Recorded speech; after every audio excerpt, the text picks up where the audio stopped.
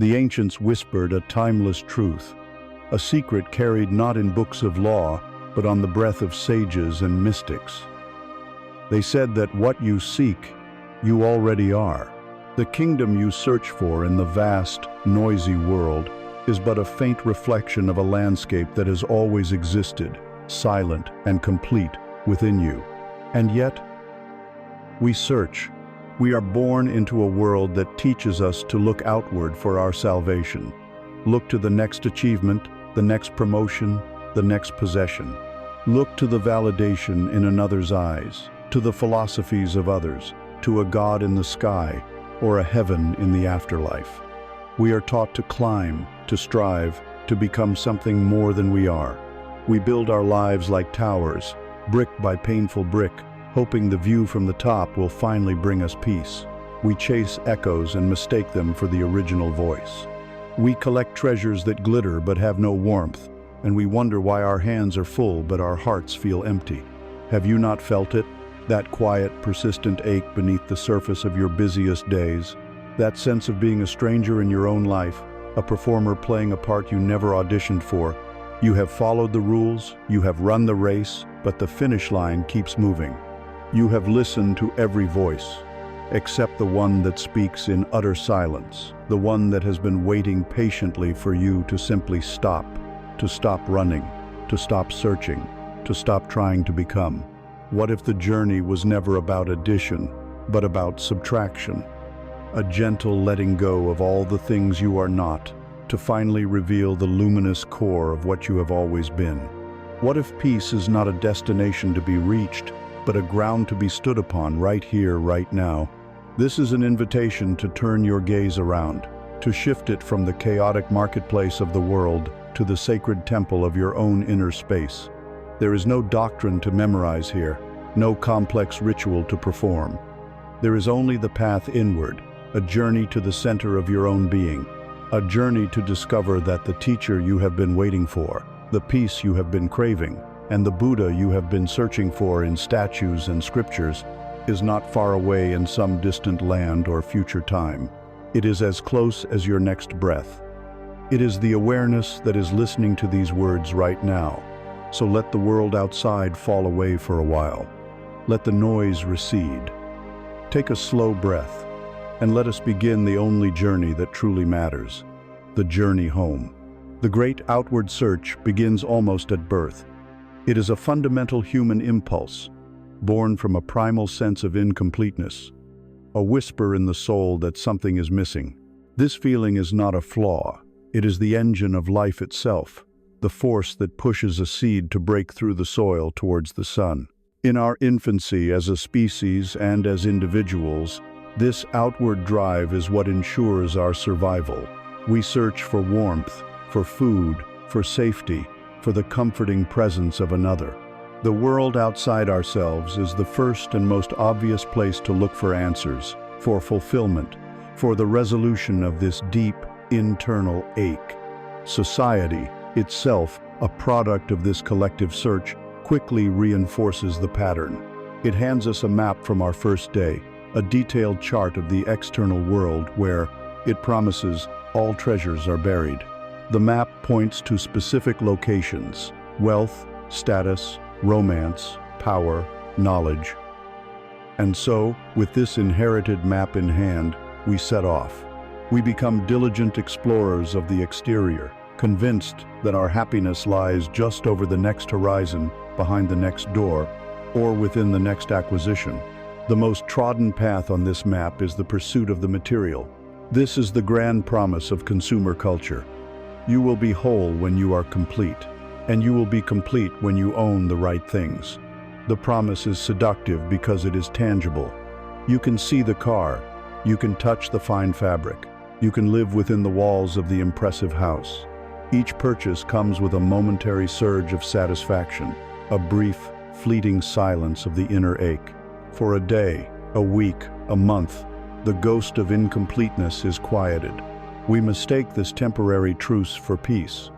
We believe we have found the answer, but the nature of the material world is impermanence.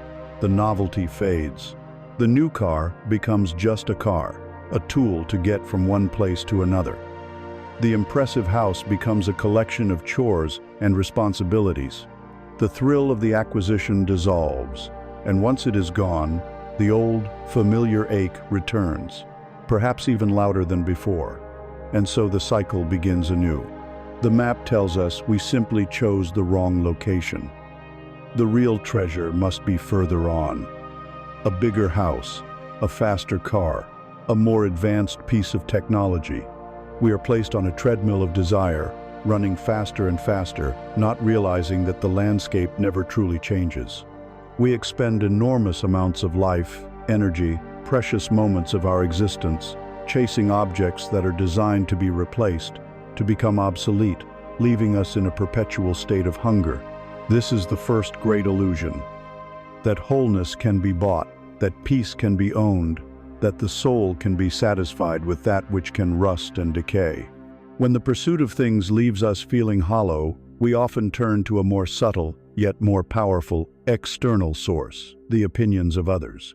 This is the search for validation, for significance in the collective mind. We crave approval, respect, admiration, and love as a parched man craves water. Our sense of self becomes an external project, a sculpture we are constantly carving, sanding, and repainting based on the perceived tastes of the audience around us. We learn to suppress our authentic impulses if they might be met with disapproval. We amplify the parts of ourselves that receive applause. The question, "What do I want?"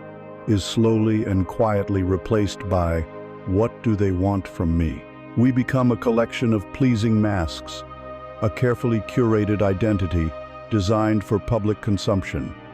A good son, a successful professional, a desirable partner, a respected member of the community. We may even achieve this.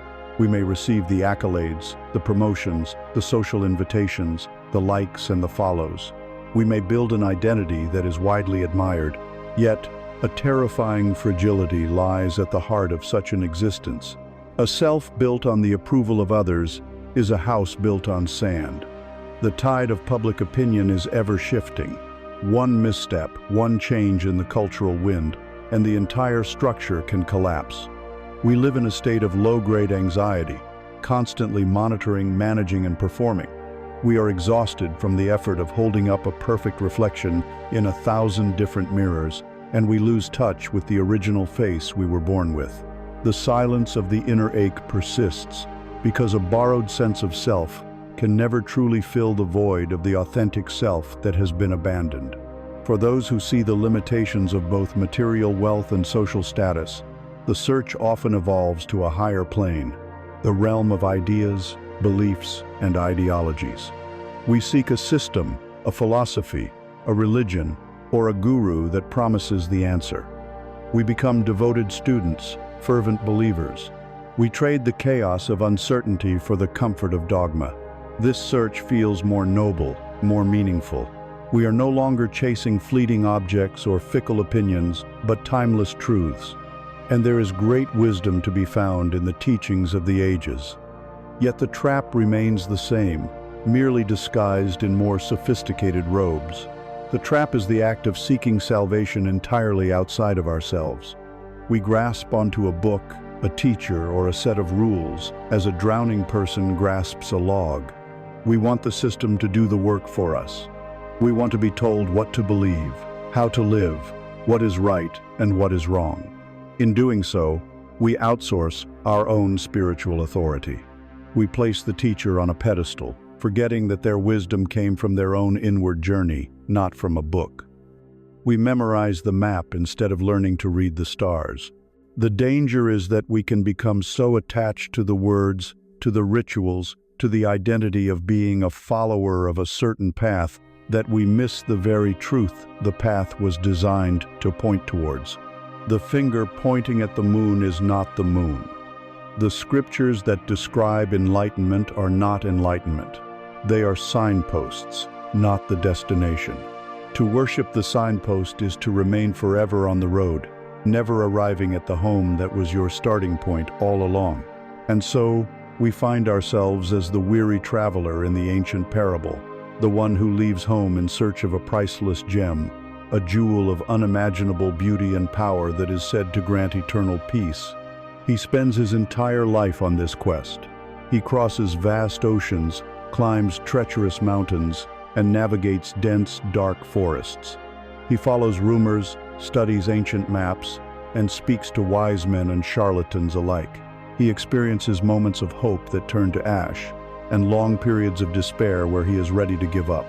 His youth fades, his body grows tired and frail. Finally, old and defeated, with nothing to show for his lifelong search, he returns to the simple, humble home he left so many years ago.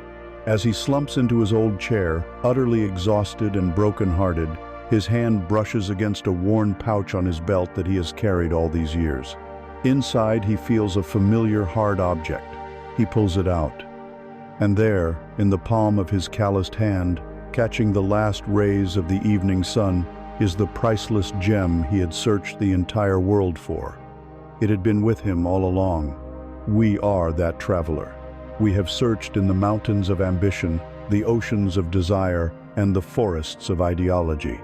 We have looked everywhere, in every corner of the external world, convinced the jewel of peace and wholeness was somewhere out there. The inevitable result of this great outward search is a unique and profound form of exhaustion.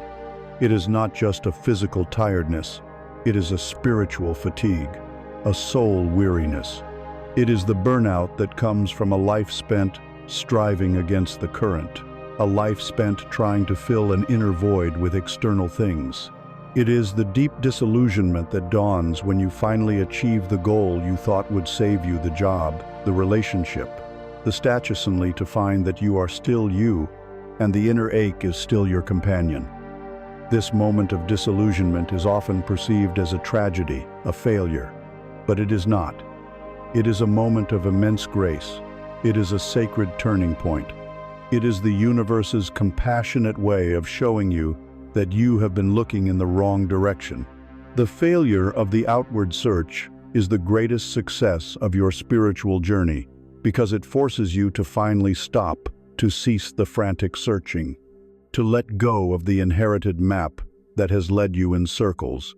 In the profound silence that follows the death of your external hopes, a new question can finally be heard.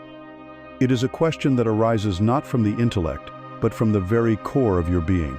If the gem is not in the world of things, if it is not in the eyes of others, if it is not in the pages of a holy book, then where could it possibly be?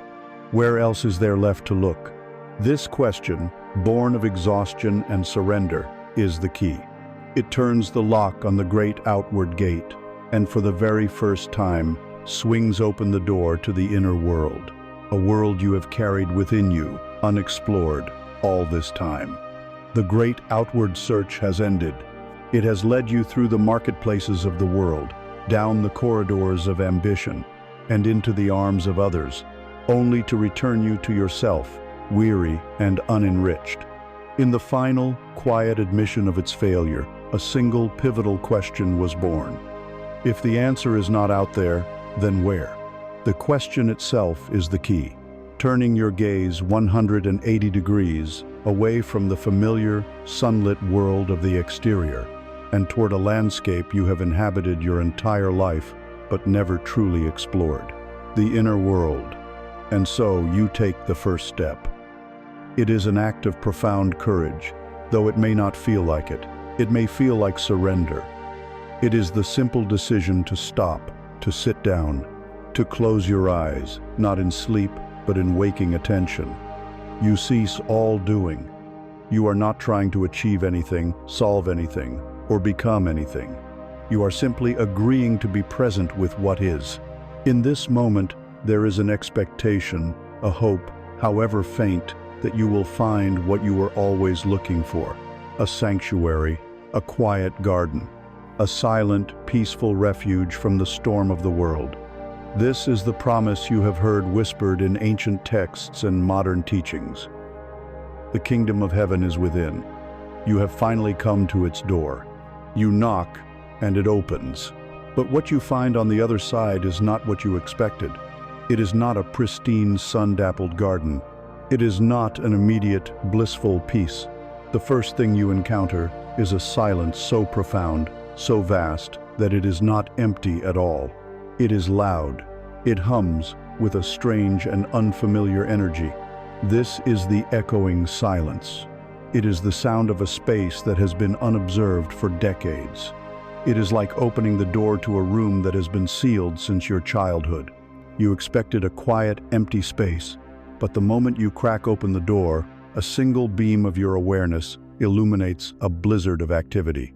You see countless dust motes, tiny particles of forgotten moments and half-formed anxieties, dancing manically in the light.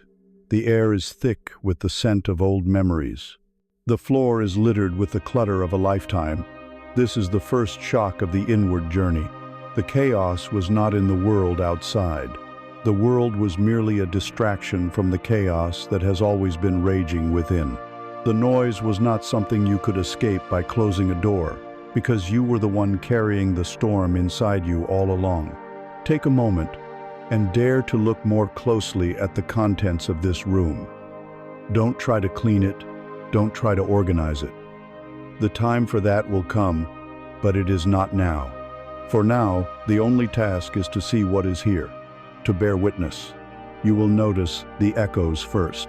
These are the ghosts of your past. A conversation from 10 years ago plays back with perfect clarity, a loop of what you should have said. The sting of an old betrayal, a feeling you thought you had buried long ago, surfaces with a fresh and surprising venom.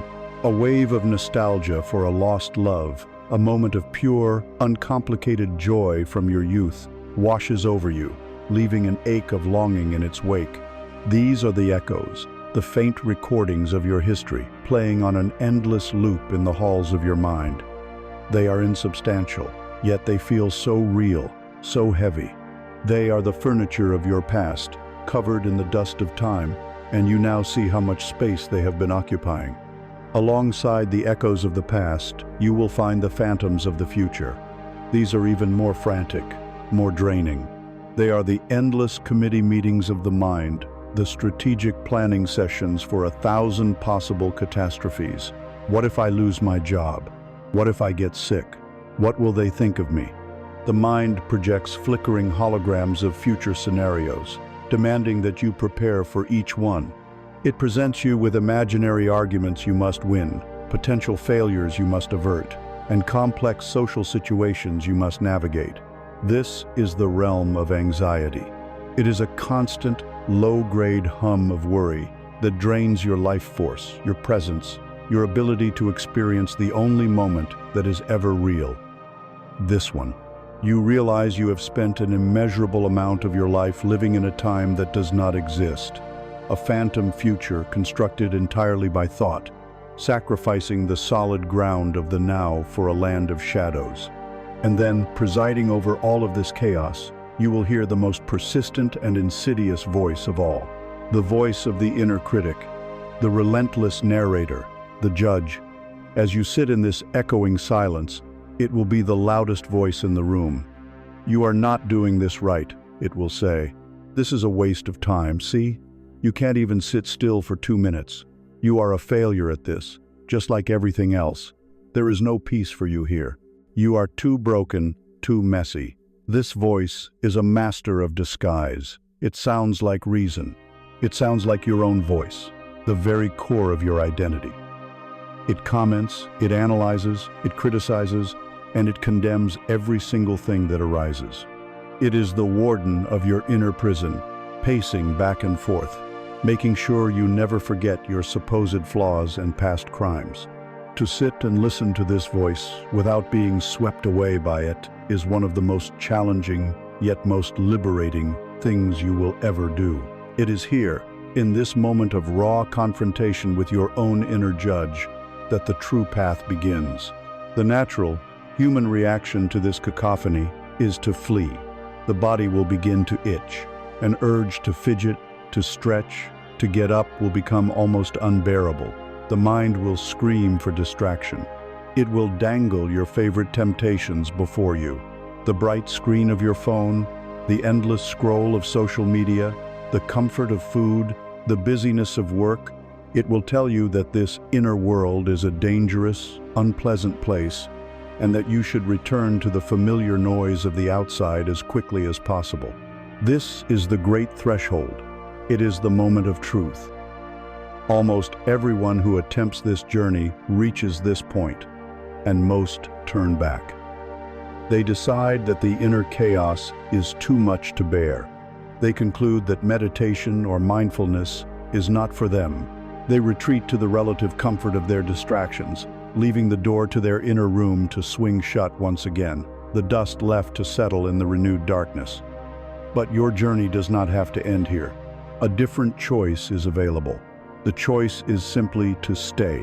To stay is an act of radical compassion. It is the ultimate kindness you can offer yourself. You stay, not to fight the noise, not to silence the critic, not to banish the ghosts. You stay to simply be with it all. You become the silent witness. You sit in the middle of your messy, chaotic room, and you allow it all to be there. You let the dust motes dance. You let the echoes play their tune. You let the phantoms flicker. You let the inner critic speak its piece, and you do nothing. You do not engage. You do not argue. You do not try to fix. You just watch. You listen. You feel. In this act of non-resistant observation, something miraculous begins to happen. The things you are observing, which once seemed so solid and powerful, begin to lose their charge. By bathing them in the light of your calm, non-judgmental awareness, they begin to reveal their true nature. They are like nightmares that dissolve upon waking. They only have power in the darkness of your unconscious identification with them. When you shine the light of presence on them, they are seen for what they are. And what are they? This is the first great revelation of the inward path. The echoes, the phantoms, the judgments, the anxieties, the endless stream of internal chatter, they are all made of the same ephemeral substance. They are thoughts. They are habits of the mind. They are not you. You are not the clutter in the room. You are the space of the room itself. You are the silent, unmoving awareness in which all this mental activity arises and subsides. The discovery is not one of instant peace, but of a new perspective. The goal was never to have a perfectly clean, empty room. The goal was to realize that you are the room, not the furniture within it. You have now stood at the threshold and refused to flee. You have faced the echoing silence and learned that it is not a void to be feared, but a space filled with the untamed energy of your own mind. We have opened the door and dared to look inside. We have seen the chaos. Now, the real work begins. The work is not to run, but to understand. What is this storm made of? What is this river of noise that flows so ceaselessly through the landscape of your being? To answer that, we must look more closely at the nature of thought itself. You have stepped through the doorway into your inner world, and you have survived the first encounter with its echoing silence. You have bravely sat within the whirlwind of memory and anxiety, and you have made a pivotal discovery. The chaos, the noise, the entire storm is woven from a single, ephemeral material, thought. Now, we must turn our gaze directly upon this substance, for to understand thought is to hold the key to inner freedom. For most of our lives, we do not experience thought as something separate from ourselves. We are completely fused with it. A thought of sadness arises, and we do not say, "A thought of sadness is present." We say, "I am sad." A thought of failure appears, and we do not recognize it as a transient mental event. We experience it as a fundamental truth. I am a failure. This is the default state of humanity. It is a state of hypnotic trance, a dream from which we have not yet woken. Imagine your mind is a great, powerful river. From the moment you were born, you were placed in this river. You know nothing else. The constant churning current is your reality. It pushes you and pulls you, sometimes gently, sometimes violently. You are swept into eddies of obsessive worry, dashed against the sharp rocks of self-criticism, and pulled under by the powerful currents of fear and anger. When the water is calm and pleasant, you feel happy. When the water is rough and cold, you feel miserable. Your entire experience of life is dictated by the unpredictable whims of the river. You fight to keep your head above water, struggling constantly, believing that this struggle is simply what it means to be alive. You do not even realize you are in a river. You believe you are the river. This complete identification with the stream of thinking is the root of all suffering. It is the prison whose walls are invisible. The escape does not begin with stopping the river. That is impossible. The escape begins with a single, revolutionary moment. It is the moment you wake up in the water. It can happen at any time. Perhaps you are lost in a spiral of anxiety about the future when a small part of you, a quiet background awareness, suddenly observes, "Look at this. I am worrying." In that instant, for the first time, a space is created. There is the thought of worry, and there is the you who is noticing the worrying. The fusion is broken. A tiny gap of light appears between you and the thought. This is the birth of the witness, the observer. It is the most significant event in the evolution of your consciousness. It is the moment a dreamer begins to suspect they are dreaming. Initially, this moment is fleeting. The current of thought is strong, and it quickly pulls you back under. But something has changed. You now know that another dimension exists. You know that it is possible to not be completely lost in the river. You now know that a riverbank exists, even if you cannot yet see it. The practice of mindfulness is the art of intentionally cultivating this separation. It is the process of learning to swim. Instead of being carried away by every thought, you learn to tread water. You begin to consciously take the position of the observer. As a thought arises in your mind, instead of immediately identifying with it and following its storyline, you simply note it. You can do this with a soft, mental label: worrying, planning, judging, remembering. The label is not meant to analyze or condemn the thought. It is a simple tool of recognition. You are acknowledging the thought's presence without climbing aboard it. You are treating it not as a command, but as a suggestion. Not as a reality, but as a phenomenon. Each time you do this, you strengthen the muscle of your awareness. Each time you choose to watch the thought float by instead of grabbing onto it, you take one paddle stroke closer to the riverbank. The river of thought does not cease its flow. It may never cease, but your relationship to it is fundamentally transformed. You are no longer its victim, you are its witness. From the stable ground of the riverbank, you can finally observe the nature of the river itself, and you will make several profound discoveries. You will see that your thoughts are largely impersonal. They arise from a vast pool of conditioning, your upbringing, your culture, something you read, a conversation you overheard.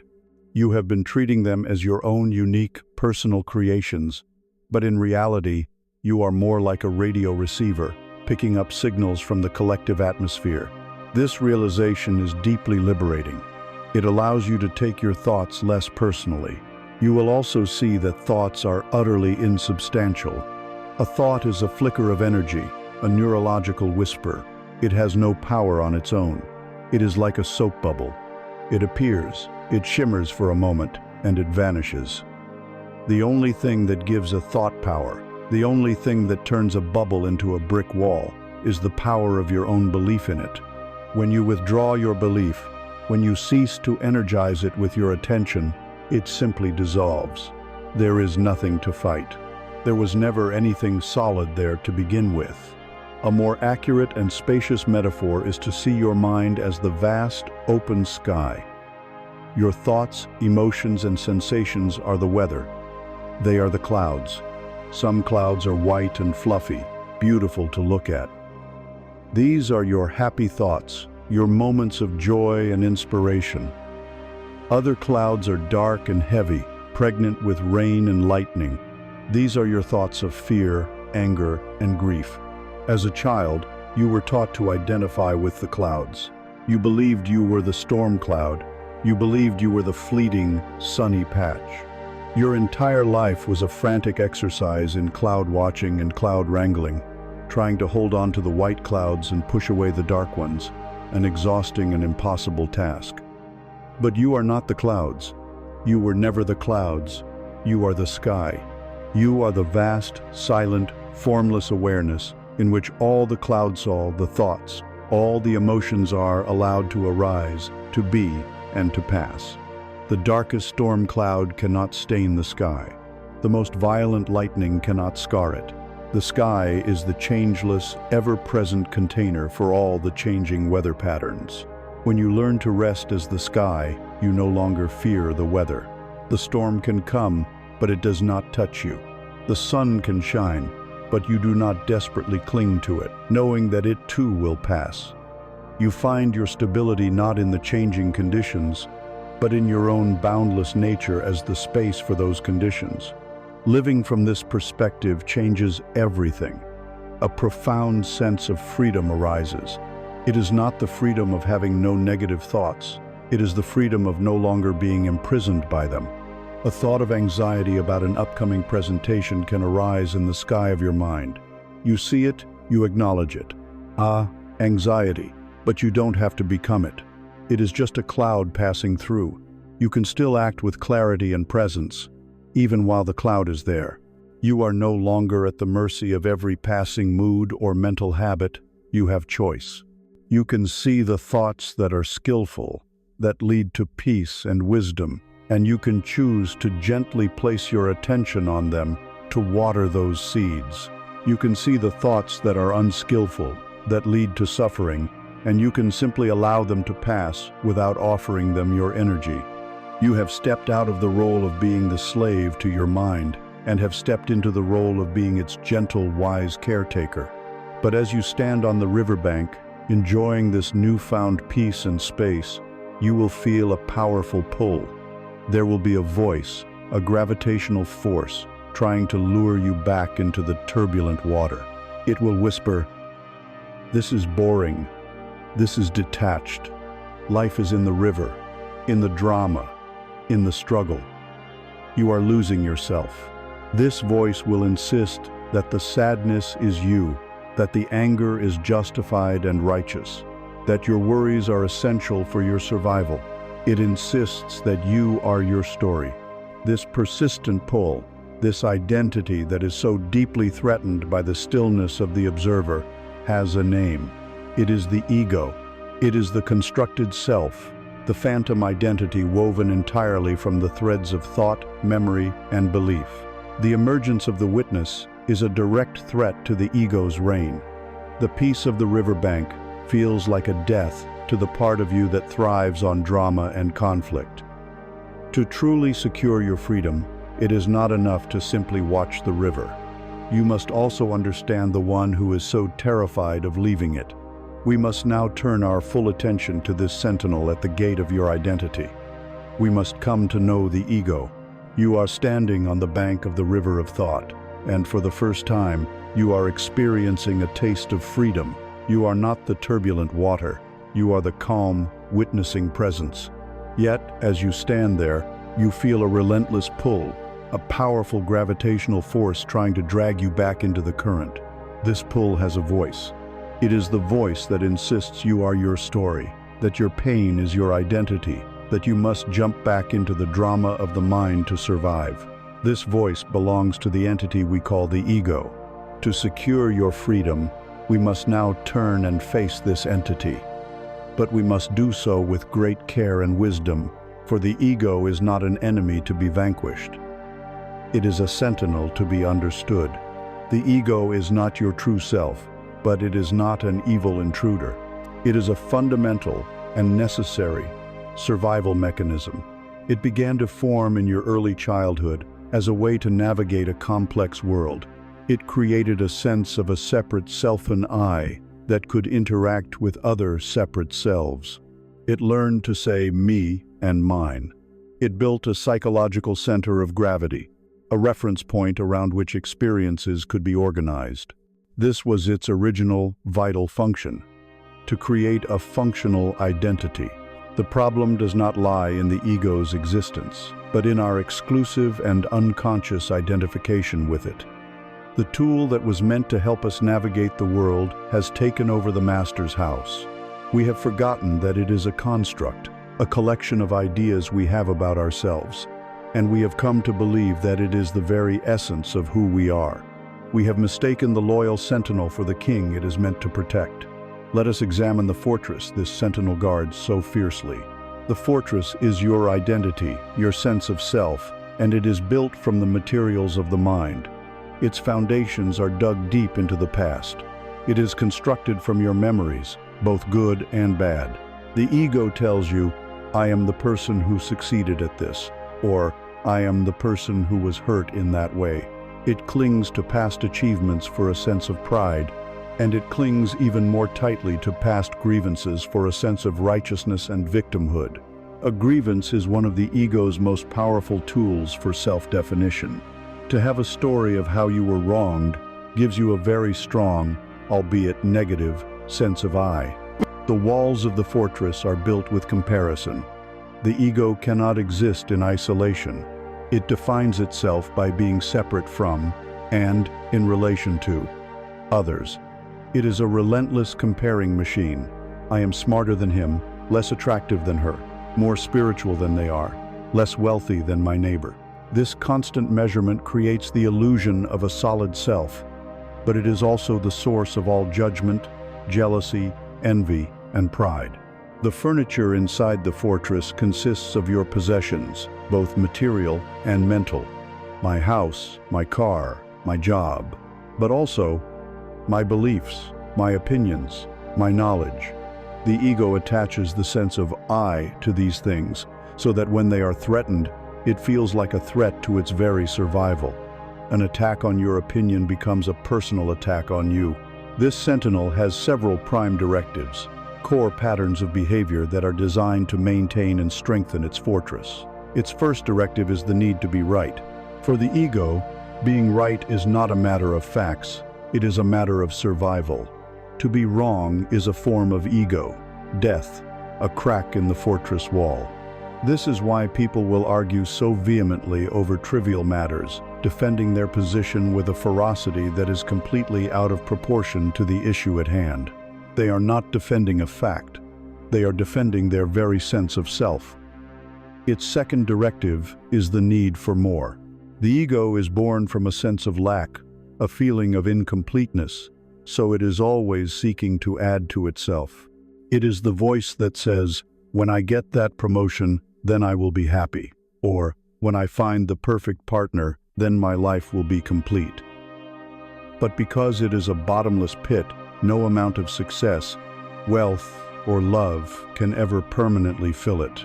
The satisfaction is always temporary, and the search for more must always continue. Its third, and perhaps most common, directive is to complain and feel resentment. The ego loves to find fault, to point out what is wrong with a situation, with another person, or with the world. Complaining creates an implicit sense of superiority. By judging something as wrong, the ego places itself in a righteous, superior position. It strengthens itself by making others or circumstances the enemy. No, the key to transcending the ego is not to fight it, but simply to recognize it. To fight the sentinel is to engage it on its own terms, which only makes it stronger. A battle with the ego is a battle the ego will always win, because the very I who is fighting is the ego itself. The path to freedom is through awareness. You learn to recognize the sentinel's voice. How do you know when it is the ego speaking? You know it by the feeling it produces. The voice of the ego is the voice that judges, you or others. It is the voice that compares, that feels superior or inferior. It is the voice that complains, that feels victimized. It is the voice that needs to control, that is attached to being right. It is the voice that takes everything personally, that is easily offended. It is the voice that is rooted in fear, fear of not having enough, of not being enough, of losing what it has. When you hear this voice, when you feel the emotional charge of its presence, the practice is simply to notice it without judgment. You can say to yourself, with a sense of gentle curiosity, ah, there is the sentinel. There is the ego, doing its job of trying to protect me. In that moment of recognition, You are no longer possessed by it. You are the awareness that sees it. You have disidentified from the sentinel and remembered that you are the king. With this recognition comes the possibility of compassion. See the ego for what it is, a deeply conditioned, often frightened mechanism. It operates on old programming, trying to protect you from perceived threats using outdated strategies it learned in your childhood. It is like a loyal old soldier who is still fighting a war that ended long ago. You would not shoot this soldier for his loyalty. You would approach him with kindness. You would gently let him know that his service is appreciated, but that the war is over, and a higher command is now in charge. This higher command is your conscious, witnessing presence. You don't need to get rid of the ego. It will likely always be there in the background, like a faint radio station. But it no longer needs to be the one in charge of your life. You cease to take your orders from the fearful sentinel and begin to take your guidance from the silent wisdom of your deeper self. How then do you reliably disarm this overzealous guard? There is one environment, one dimension of reality, where the sentinel cannot operate. The ego is a creature of psychological time. Its entire fortress is built from the bricks of the past memories, stories, grievances. Its entire mission is oriented toward the future worry, planning, seeking, becoming. It lives and breathes in the horizontal dimension of past and future. It has no capacity to exist in the vertical, timeless dimension of the present moment. The now is the ego's kryptonite. In the pure, unadulterated reality of this moment, there are no stories. There are no comparisons. There is no past to regret and no future to fear. There is only the sensation of your breath, the feeling of the air on your skin, the sounds in the room. In the face of this raw, sensory reality, the ego's complex structures of thought have nothing to grasp onto. They dissolve. The sentinel's power evaporates when it is brought out of the shadows of memory and projection and into the full, bright sunlight of the now. Therefore, to step beyond the ego's grasp, we must learn to inhabit the only place it cannot follow us. We must learn to access the one point of true power, creation, and peace that is ever available. We must enter the eternal present moment. You have faced the sentinel. You have seen how the ego, your constructed self, thrives in the shadows of the past and the phantoms of the future. You have learned that its entire fortress is built upon the shifting sands of psychological time. Now, we arrive at the great secret, the master key that unlocks the gate of the ego's prison. It is a truth so simple that the mind, in its complexity, tends to overlook it. It is the realization that the only point of power, the only place where life is ever lived, is the present moment, the now. Let us dismantle the grand illusion of time. First, consider the past. What is it really? Where does it exist? It is not happening now. You cannot go to it. You cannot touch it or change it. The past exists only as a collection of memory, traces within your own mind, neurological echoes of former now moments. When you think about the past, you are not actually there. You are retrieving a file, a story, and you are reanimating it with the energy of your present moment attention. It is a ghost. And yet, how much of our precious, present energy is spent feeding these ghosts? We walk through our days carrying the immense weight of past regrets, past hurts, past failures, and even past glories. We are haunted by what we should have done, by what was done to us. This act of living in the past is like choosing to carry a heavy sack of dead leaves on your back, complaining about its weight while refusing to simply put it down. The past has no power over you. It is over. Its only power is the power you give it by constantly reviving it in your mind right now. Now, consider the future. What is it? Where is it? Like the past, it does not exist. It is a mental projection, a fabrication of the mind. It is a phantom. It has no reality beyond the thoughts you are having about it in this moment. Yet, we sacrifice the reality of the now for this phantom on a daily basis.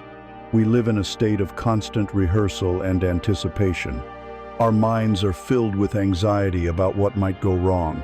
and with fantasies about how things will be perfect when I get the new job, when I retire, when I finish this project. We live as if the present moment is merely a stepping stone, an obstacle to be overcome on the way to a more important future moment. This creates a perpetual state of unease. We are never truly where we are. We are always mentally leaning forward, chasing a horizon that, by its very nature, recedes as we approach it. You will never arrive in the future. When the future comes, it will arrive as another present moment. To live for the future is to be forever chasing a phantom, forever missing the only life you ever have. So if the past is a ghost and the future is a phantom, what is real? Where does life happen? Look around you. Feel the breath entering your lungs. Hear the sounds in the room. This is it. Life is always and only now. Your entire existence unfolds as a series of present moments. It has never been otherwise. You have never experienced anything outside of the now. When you remember the past, you do it now. When you dream of the future, you do it now. Your last breath happened in a now, and your next breath will happen in a now. There is no escape from it. You are not a person moving through time. You are a timeless consciousness, and the illusion of time moves through you. To awaken is to realize this. To awaken is to stop resisting the only thing that is ever real and to finally come home to it. This is not just a philosophical concept. It is the most practical truth there is, for the now is your only point of power. You cannot act in the past. It is gone. You cannot act in the future. It has not arrived. You can only act, create, heal, love, and live in this present moment. All your power is concentrated here. If you want to change your life, you cannot change it by worrying about the future or regretting the past. You can only change it by changing what you are doing, thinking, and being right now. The past conditioning may arise now. The anxiety about the future may arise now. But it is only now that you have the power to meet these things with awareness, to choose a different response, to plant a different seed. The ego, the sentinel, wants you to believe that your power lies in controlling the future or fixing the past. This is its greatest deception, for it keeps you perpetually powerless, lost in illusion. The moment you drop your attention fully into the now, you reclaim your power from the mind. You are no longer a victim of time, but a conscious participant in reality. Imagine your life is not a long, continuous storybook, but a single, pristine page. The past is not you. It is a collection of preceding pages, already written and bound. The future is not you. It is a stack of blank pages that do not yet exist. Your life, your true life, is this single page right in front of you. This page is the present moment. The pen is your attention. What you choose to focus on, what energy you embody, what action you take right now, is the ink with which you write your reality. You can use the pen of your attention to endlessly scribble notes in the margins of the old pages, reliving old stories of pain and glory.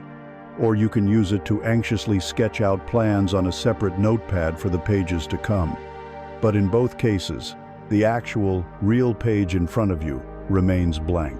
To be present is to pick up the pen and write, consciously and deliberately, on the only page that matters.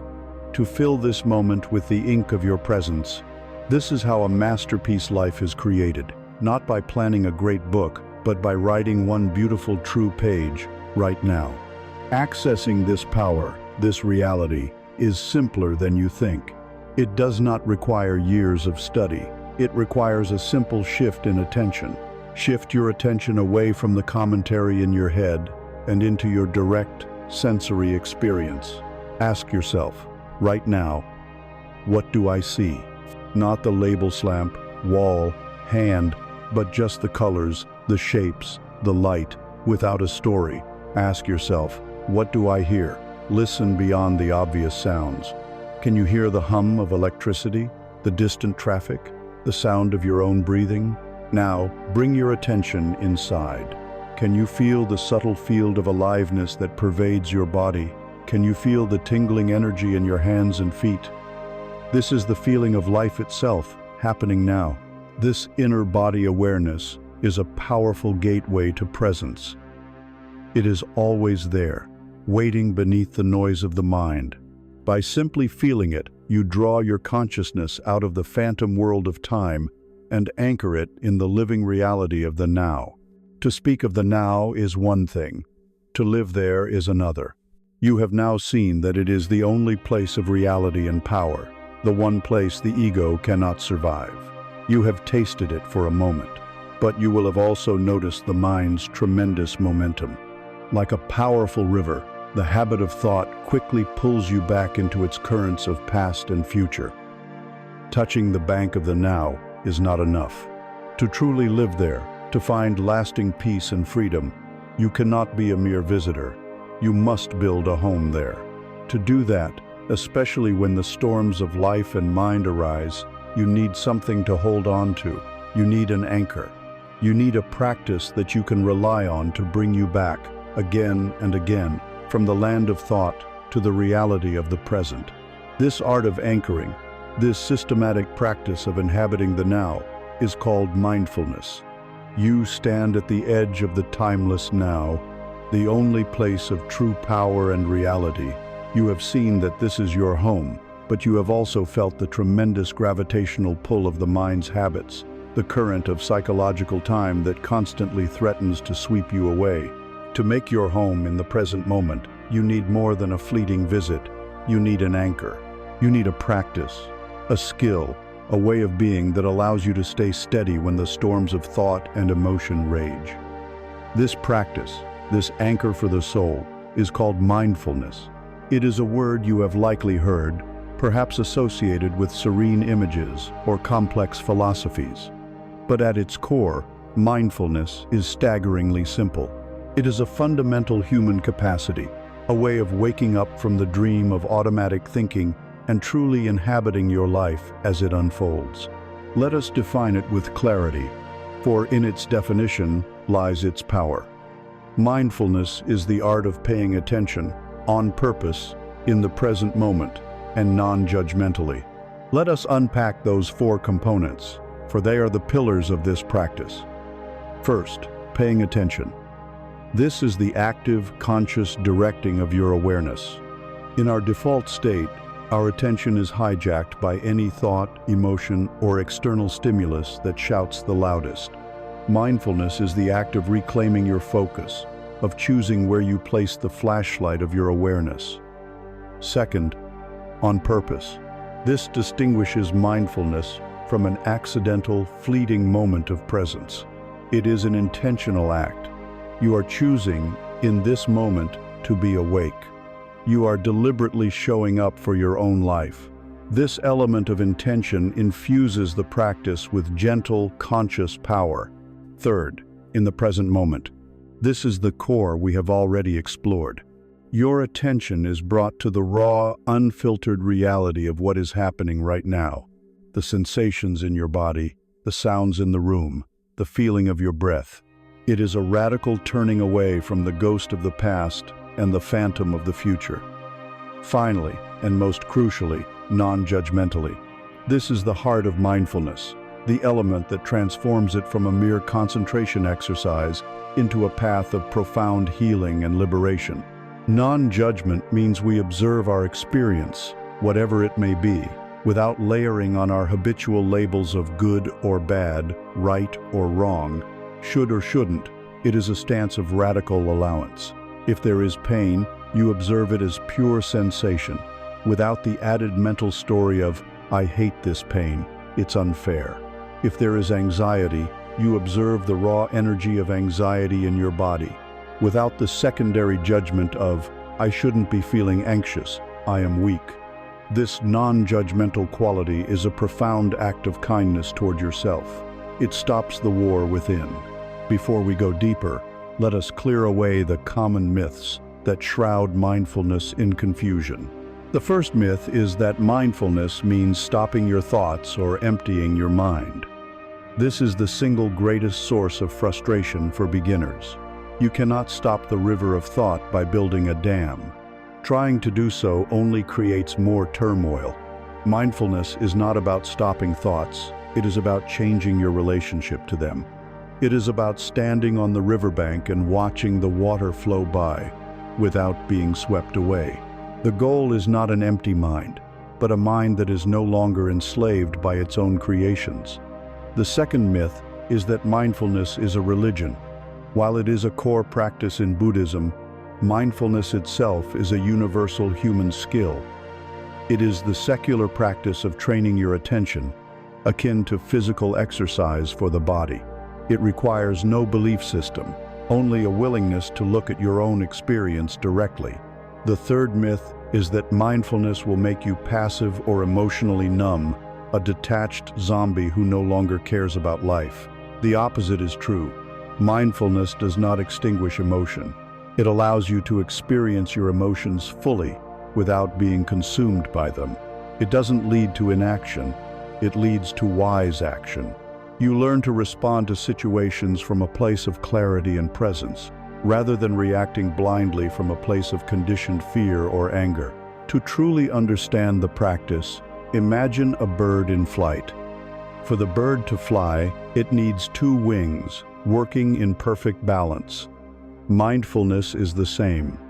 Its two wings are attention and acceptance.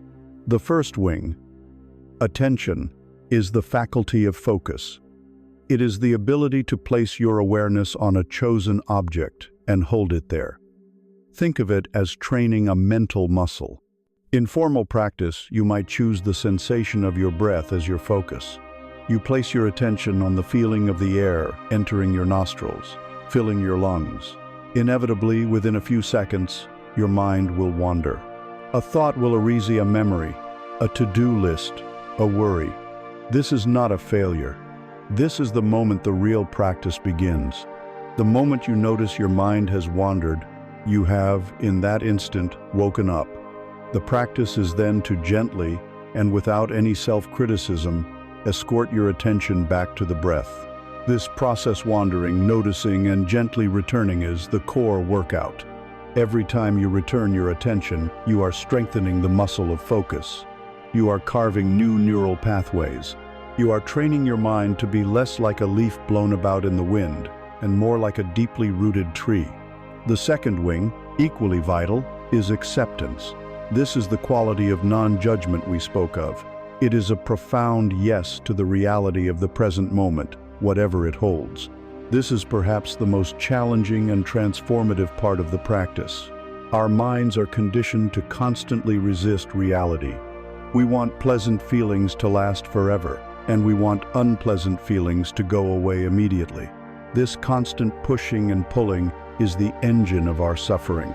Acceptance is the antidote. When an unpleasant sensation arises, like physical pain or the emotional pain of sadness, the mindful approach is to turn towards it, not away from it. You bring a gentle, curious attention to the raw sensations. Where is it in your body? Is it hot or cold? Is it sharp or dull? Is it vibrating? You investigate it without judgment, as a kind scientist would.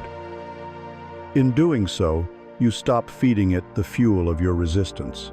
You learn that pain is an unavoidable part of life, but suffering, which is your resistance to the pain, is optional. Acceptance doesn't mean you have to like the pain. It means you are willing to let it be there, to allow it to be a part of your present moment experience without starting a civil war in your own mind. This act of allowing creates a tremendous sense of space and peace, even in the midst of difficulty. With these two wings, the steady focus of attention and the soft allowing of acceptance, your consciousness can finally take flight. Metaphors can help us grasp this. Think of your awareness as an anchor, and your mind as a boat on the ocean of life. Sometimes the sea is calm and glassy. At other times, fierce storms arise, the storms of external events like loss, conflict, or illness, and the storms of internal states like fear, anger, and grief. Without an anchor, your boat is tossed about mercilessly. You are completely at the mercy of the waves, constantly in fear of being overwhelmed or smashed against the rocks. Mindfulness is the act of dropping your anchor, The anchor doesn't stop the storm. The waves of thought and emotion will still come. The wind will still howl. But the anchor holds you steady.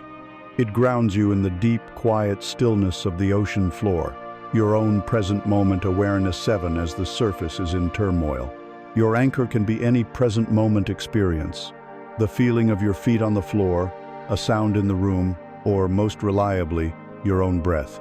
When you feel the storm beginning, you drop the anchor.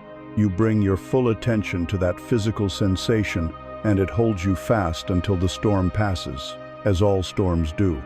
Another powerful metaphor is that of a kite.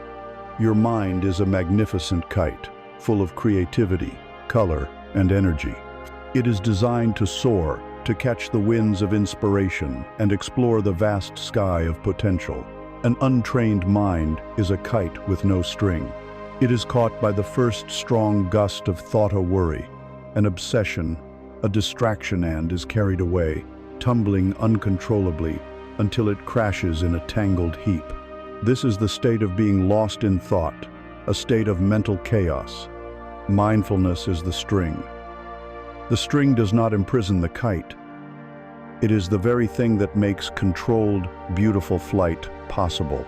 By holding the string, you are connected to the kite. You can feel its pull and its dance. You can let it out to soar high in the creative sky, and you can gently reel it in when it flies too close to the turbulent storm clouds.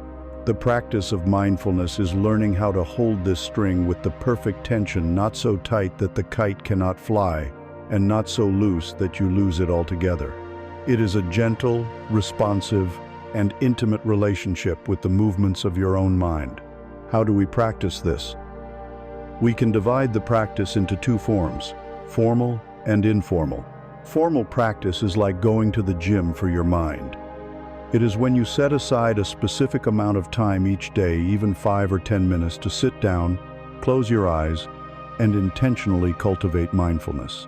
You choose an anchor, typically the breath, and you practice the art of returning your attention to it again and again. This is where you build your core strength, your foundational muscle of attention and acceptance in a relatively controlled environment. It is your dedicated training session. But the ultimate goal is not to become a professional meditator who is only present while sitting on a cushion. The goal is to bring this quality of presence into your entire life. This is informal practice. It is the art of waking up in the ordinary moments of your day. You can practice mindfulness while washing the dishes, feeling the warmth of the water and the texture of the soap on your hands instead of being lost in thought. You can practice while drinking a cup of tea, fully experiencing its aroma, its warmth, its taste, making that simple act a rich, sensory ceremony. You can practice while walking, feeling the soles of your feet making contact with the earth, step after step. You can practice while listening to another person, offering them the rare and precious gift of your full, undivided attention, instead of simply waiting for your turn to speak. Every moment becomes an opportunity. The traffic jam, the long queue, the crying child. These are not interruptions to your life. They are your life itself, offering you yet another chance to be present, to drop your anchor, to hold the string of your kite. In this vast field of practice, with so many possible ways to be present, where do we begin?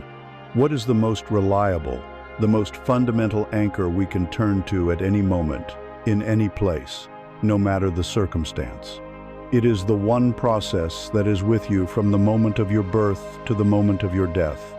It is the rhythm that underpins your very existence, the constant companion that asks for nothing but gives you everything. It is the bridge between your body and your mind, between the conscious and the unconscious. It is your breath. This simple, humble, life-sustaining process is the master key to the practice of mindfulness. It is our ever-present guide, our portable sanctuary, our sacred temple to which we can always return. Let us now turn our full attention to this miraculous gift. Let us explore the profound wisdom held within the simple act of breathing. You have learned that the anchor in the storm of the mind is mindfulness, and the gateway to the only point of power is the now. We now arrive at the practice that weds these two truths together. It is a practice so simple, so fundamental, that its profound power is almost always overlooked. It is the art of attending to your own breath. The breath is the most humble, and yet the most constant companion of your life. It is the first act you performed upon entering this world, and it will be the very last act you perform upon leaving it. Between that first inhale and that final exhale, it continues its faithful, rhythmic dance, sustaining you without asking for any recognition or thanks. It is so automatic, so reliable, that we take it completely for granted. And yet, within this simple, repetitive process lies the most direct and accessible portal to presence, peace, and the very heart of spiritual awakening. Why is the breath such a perfect anchor? Firstly, it is always with you. You do not need a special cushion, a quiet room, or a spiritual teacher to find it. It is here, right now, wherever you are. In a chaotic office, in a stressful meeting, in a line at the grocery store, your breath is your portable sanctuary, your ever-present guide back to the now. Secondly, the breath is always in the present moment. You cannot take a breath that is in the past, nor can you take one that is in the future. Each breath is, by its very nature, a present moment event. To place your attention on the breath is therefore to tether yourself directly to the living, unfolding reality of the now, pulling your awareness out of the phantom worlds of memory and projection. Thirdly, the breath is the bridge between worlds. It operates unconsciously, part of the body's autonomic wisdom, yet you can also take conscious control of it at any time. It links the voluntary and involuntary, the conscious and the subconscious. It is the seam that stitches your mind to your body, creating a unified field of awareness. Let us now move from the theoretical to the experiential.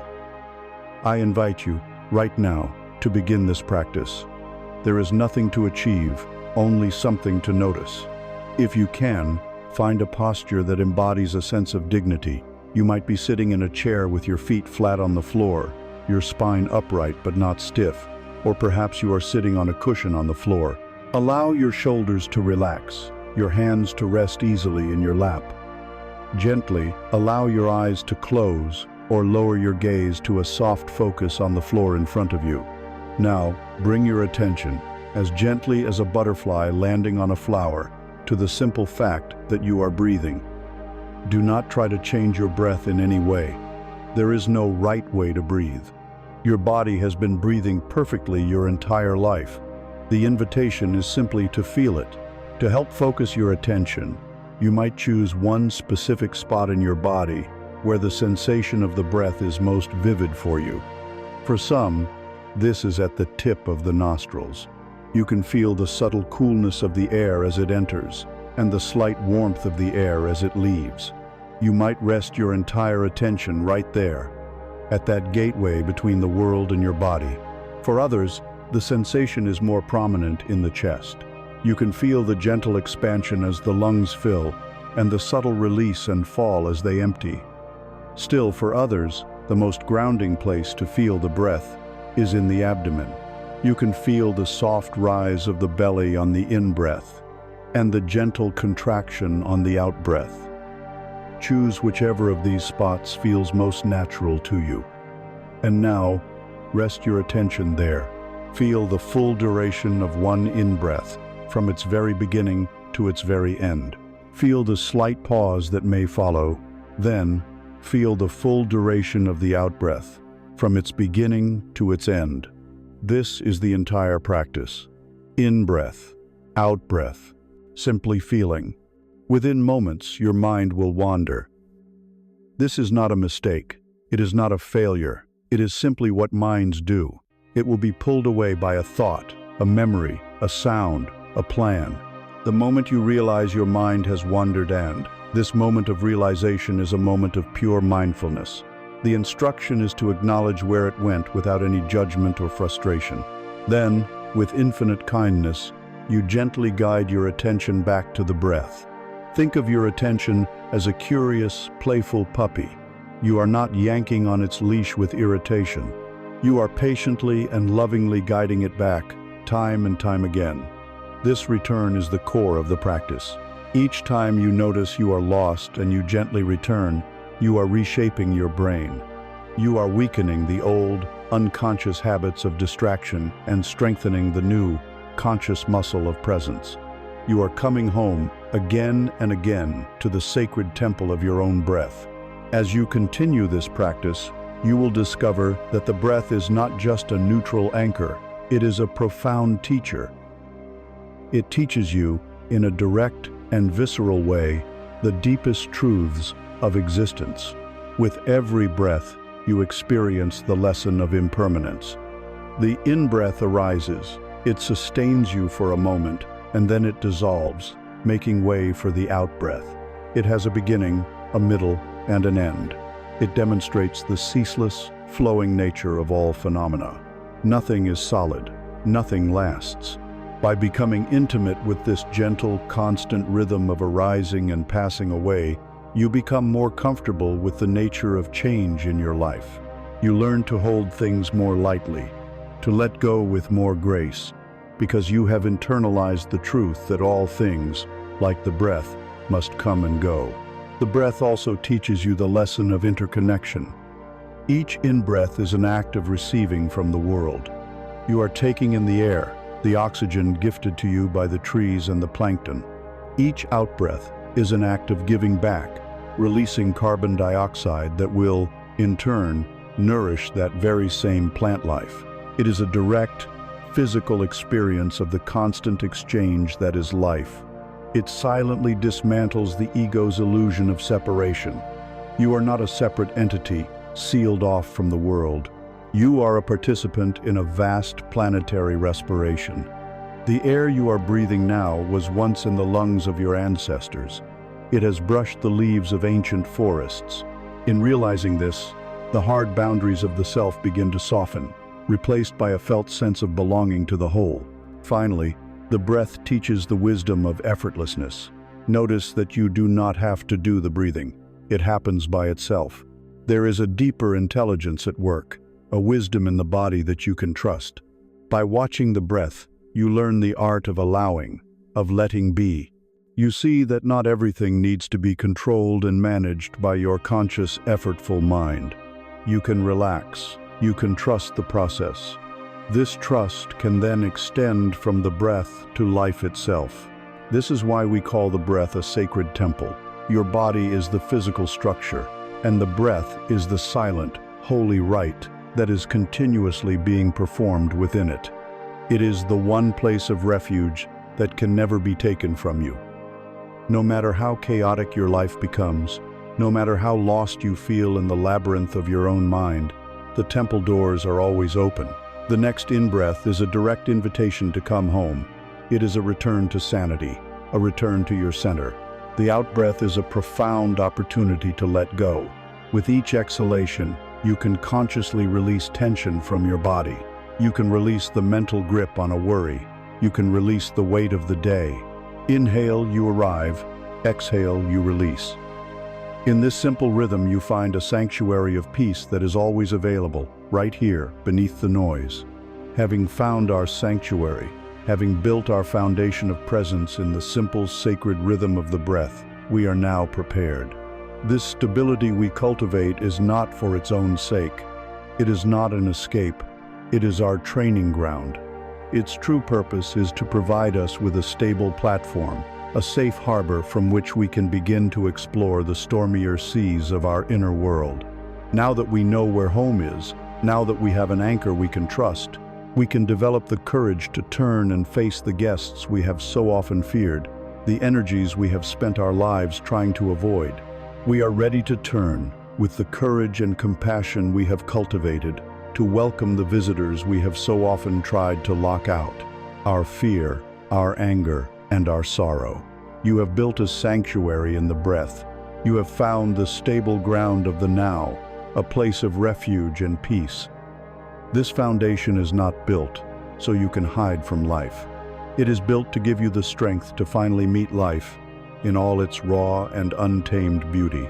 Its true purpose is to serve as your harbor, a safe place from which to observe the storms that will inevitably arise on the ocean of your inner world. And they will arise. Sooner or later, as you sit in the quiet of your own presence, you will see a dark cloud on the horizon. A wave will begin to swell. It may be the cold, contracting wave of fear. It may be the hot, surging wave of anger. It may be the heavy, sinking wave of grief. Your entire life, you have been taught to fear these waves. You have been conditioned to see them as enemies, as proof that something is wrong with you. This conditioning has given us two primary strategies for dealing with these powerful energies, both of which are forms of war against ourselves. The first strategy is suppression. When we feel the first stirrings of fear or anger, we immediately push them down. We lock them in the basement of our psyche. We tell ourselves to think positive, to get over it, to be strong. We distract ourselves with work, with entertainment, with food, with anything that will numb the feeling and keep us from having to acknowledge the unwanted guest in our house. But an energy that is suppressed does not vanish. It festers in the dark. It is like locking a wild animal in a cage in your basement.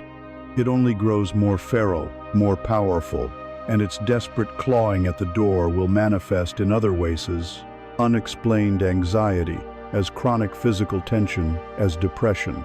You live in constant, low-grade fear of it breaking out.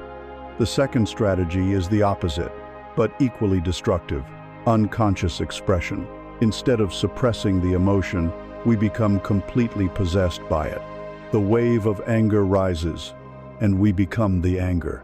We are swept away, lashing out with sharp words or destructive actions, causing harm to ourselves and those around us. The wave of fear rises, and we become the fear, paralyzed and small, unable to act or think clearly. In this state, we have no freedom. We are a puppet, and the emotion is pulling the strings. Both of these strategies, oppression and unrestrained expression, come from the same root: a terrified aversion to the raw feeling of the emotion itself. Both are forms of resistance, and both perpetuate a state of inner conflict and suffering. They are the old way, the way of war. Mindfulness offers a third way, a path of courage, wisdom, and profound self-compassion. This new way is the art of radical hospitality. It is the practice of treating your emotions not as enemies to be fought or monsters to be locked away, but as guests to be welcomed. Imagine your consciousness is a wide, open house. When you hear a knock at the door, you do not immediately barricade it. You pause, you take a breath, and you open the door to see who is there. And there on your doorstep is fear, cloaked in shadow, or anger burning with a low flame. The practice is to, metaphorically, say, "Ah, anger, I see you are here. Welcome. Come in from the storm. The house is big enough for you. Sit down. I will keep you company for a while." This act is revolutionary. It stops the war. You are no longer fighting your own experience. You are allowing it to be. Why does this work? Because these emotions are, at their core, simply patterns of energy and sensation in your body. They are messengers, often from younger, wounded parts of ourselves. They carry information. Fear may be carrying the message, "Pay attention, something needs protection."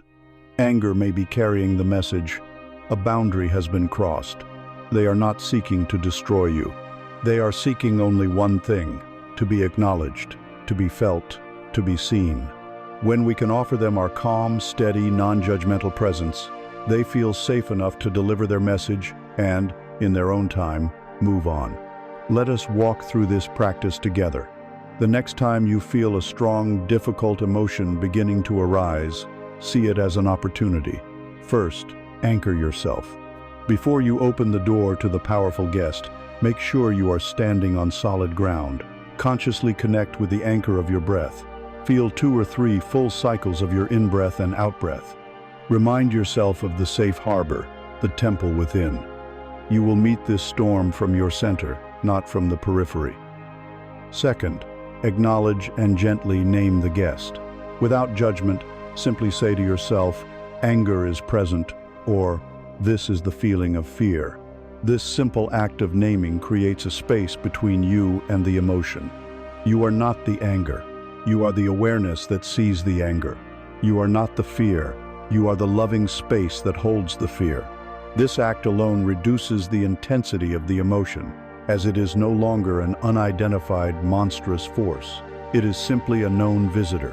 Third, and this is the heart of the practice, shift your attention from the story in your head to the raw sensations in your body. The mind will want to spin a dramatic narrative. "He always does this to me, it's so unfair, I can't believe it." Let the story go for a moment. Instead, ask, with genuine curiosity, what does this emotion actually feel like as a physical sensation? Scan your body. Where does the anger live? Is it a hot flush in your face and neck? A tightness in your jaw? A clenching in your fists? Where is the fear? Is it a hollow, cold pit in your stomach? A rapid heartbeat? A constriction in your throat? Investigate these sensations as a kind scientist would. Are they solid, or do they vibrate? Are they constant, or do they change in intensity? Do not judge them. Do not wish for them to go away. Simply meet the raw, physical energy of the emotion with your bare awareness. By doing this, you are bypassing the ego's drama and connecting with the pure energy of the emotion itself. Fourth, as you are sitting with these raw sensations, introduce the second wing of mindfulness, acceptance and compassion. Here, the metaphor of the emotion as a crying child is invaluable. This intense energy in your body is a vulnerable, pre-verbal part of you. It is a child in pain, crying out for attention. Your calm, witnessing awareness is the loving parent. You would not scream at a crying child to be quiet. You would not ignore it or lock it in its room. You would kneel down, open your arms, and hold it. You would murmur, "I'm here. I see you're hurting. It's okay to feel this way. I will stay with you until you feel safe." You can offer this same energy to your own inner state. You can place a hand on your heart or on your belly where the feeling is strongest, a gesture of physical comfort. You can silently whisper, "This is a moment of suffering. It's okay. I am here for you." You are bringing kindness to your pain. You are holding your own heart. When an emotion, a guest, is met in this way, when it is anchored in presence, named without judgment, felt as a raw sensation, and held with compassion, something magical happens. It does not stay forever. The guest who has been welcomed, who has been listened to, who has been offered a cup of tea, does not need to bang on the door or smash the furniture. It has delivered its message. It has been seen. And having been seen, its energy begins to naturally, organically resolve itself. The tightness in the chest begins to soften. The heat in the face begins to cool. The crying child, having been held securely in the arms of your loving awareness, sobs itself into a peaceful sleep. You do not force the guest to leave. You simply allow it to be fully present, and in doing so, you also allow it to depart in its own time. Through this practice, you build a profound trust in your own capacity to hold your own experience, and in the natural, flowing intelligence of your emotional life. This courageous practice of welcoming your inner guests reveals a profound secret about the nature of your heart. You begin to see clearly that the initial pain of an emotion, the raw energy of fear or anger, is rarely the true source of your deepest suffering. That initial wave is what we might call the first arrow. It is painful, yes, but it is clean, and it passes. The real problem, the source of our deep anguish, is the second arrow, the one we shoot into ourselves. This second arrow is our resistance, our judgment, our suppression, our fear of the fear, our anger at the anger. It is the story we tell ourselves about the first arrow. To find true freedom, we must now dissect this mechanism more closely. We must understand the very anatomy of suffering itself. You have sat with the unwelcome guests of fear and anger, offering them the quiet hospitality of your presence. Through this courageous act, you have begun to uncover one of the most profound secrets of the human heart. The pain we feel and the suffering we experience are not the same thing. They are two distinct phenomena, and to understand the difference is to find the key that unlocks the door of our self-made prisons. We must now become gentle surgeons of our own experience, taking up the scalpel of awareness to dissect the very anatomy of suffering. First, let us define our terms with care.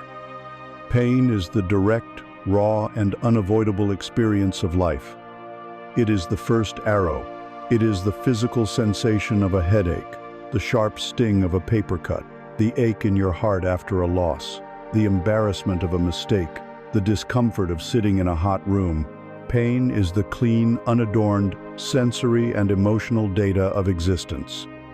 It is an inevitable part of being a sensitive, living creature in a constantly changing world. To have a body is to experience physical pain. To have a heart is to experience emotional pain. There is no spiritual practice, no amount of wealth or success that can build a wall high enough to keep out the first arrow of pain. To wish for a life without any pain is to wish for a life without love, without growth, without the full, vibrant, and messy experience of being human. Suffering, however, is something entirely different. Suffering is the second arrow. It is the arrow that we ourselves shoot into our own flesh, right next to the first one. Suffering is our mental and emotional reaction to the initial pain. It is the story we tell ourselves about the pain. It is the intricate, sticky web of thought and emotion that we spin around the clean wound of the first arrow. If the pain of a headache is the first arrow, the suffering is the thought, "Why me? I can't get any work done. This is ruining my day. It's probably a brain tumor. This is a catastrophe." If the pain of being criticized is the first arrow, the suffering is the obsessive replay of the conversation, the shame, the self-blame, the anger, and the vow for revenge. The pain of the first arrow is often sharp but brief. The suffering from the second arrow can last for days, weeks, or a lifetime. We are rarely troubled for long by the first arrow. It is the self-inflicted wound of the second that causes our deepest anguish. Let us examine the composition of this second arrow more closely, for it is our own creation. Its first component is resistance. This is the primal mental scream of no in the face of reality. "This shouldn't be happening," we cry. "I don't want this feeling." This internal argument with what is creates immense friction and tension. It is like trying to push a river upstream. The river will always win, and our efforts will only lead to exhaustion and despair. We are at war with reality itself, a war we can never win, and the battlefield is our own nervous system. The second component is judgment and blame. The mind immediately searches for someone or something to hold responsible. It's their fault, we think, generating anger and resentment. Or, it's my fault, I'm so stupid, we think, generating guilt and shame. This act of assigning blame is the ego's attempt to make sense of the pain, to create a story with a villain, but it only adds another layer of toxic emotion to the original wound. The third component of the second arrow is identification. This is the moment we fuse with the pain and the story around it. We no longer see it as a temporary experience passing through us. We see it as our identity. The thought, "I feel sad," becomes the deeply held belief. I am a sad person. The experience of failure becomes the identity of I am a failure. Once we have identified with the pain, we become its prisoner. We define ourselves by our wounds, carrying them around like a morbid badge of identity, unconsciously terrified of letting them go, because without them, who would we be? This identification is the glue that makes suffering so sticky and persistent. The final component is catastrophizing, the mind's tendency to project the present pain into an infinite, terrible future. Because I feel anxious now, I will always be anxious. Because I lost this job, I will be destitute forever. The mind takes a single frame of pain and turns it into a horror movie about the rest of our lives. From this dissection, a simple, powerful formula emerges, a law of inner physics. Suffering, pain times resistance. Let us look at this equation. Pain is the first arrow. It is the initial, unavoidable event. Let's say its value is 10 units.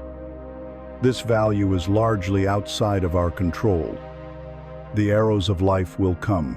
Resistance is the second arrow. It is the sum of our non-acceptance, our stories, our judgments, and our identification. This is the variable in the equation, and it is entirely within our control.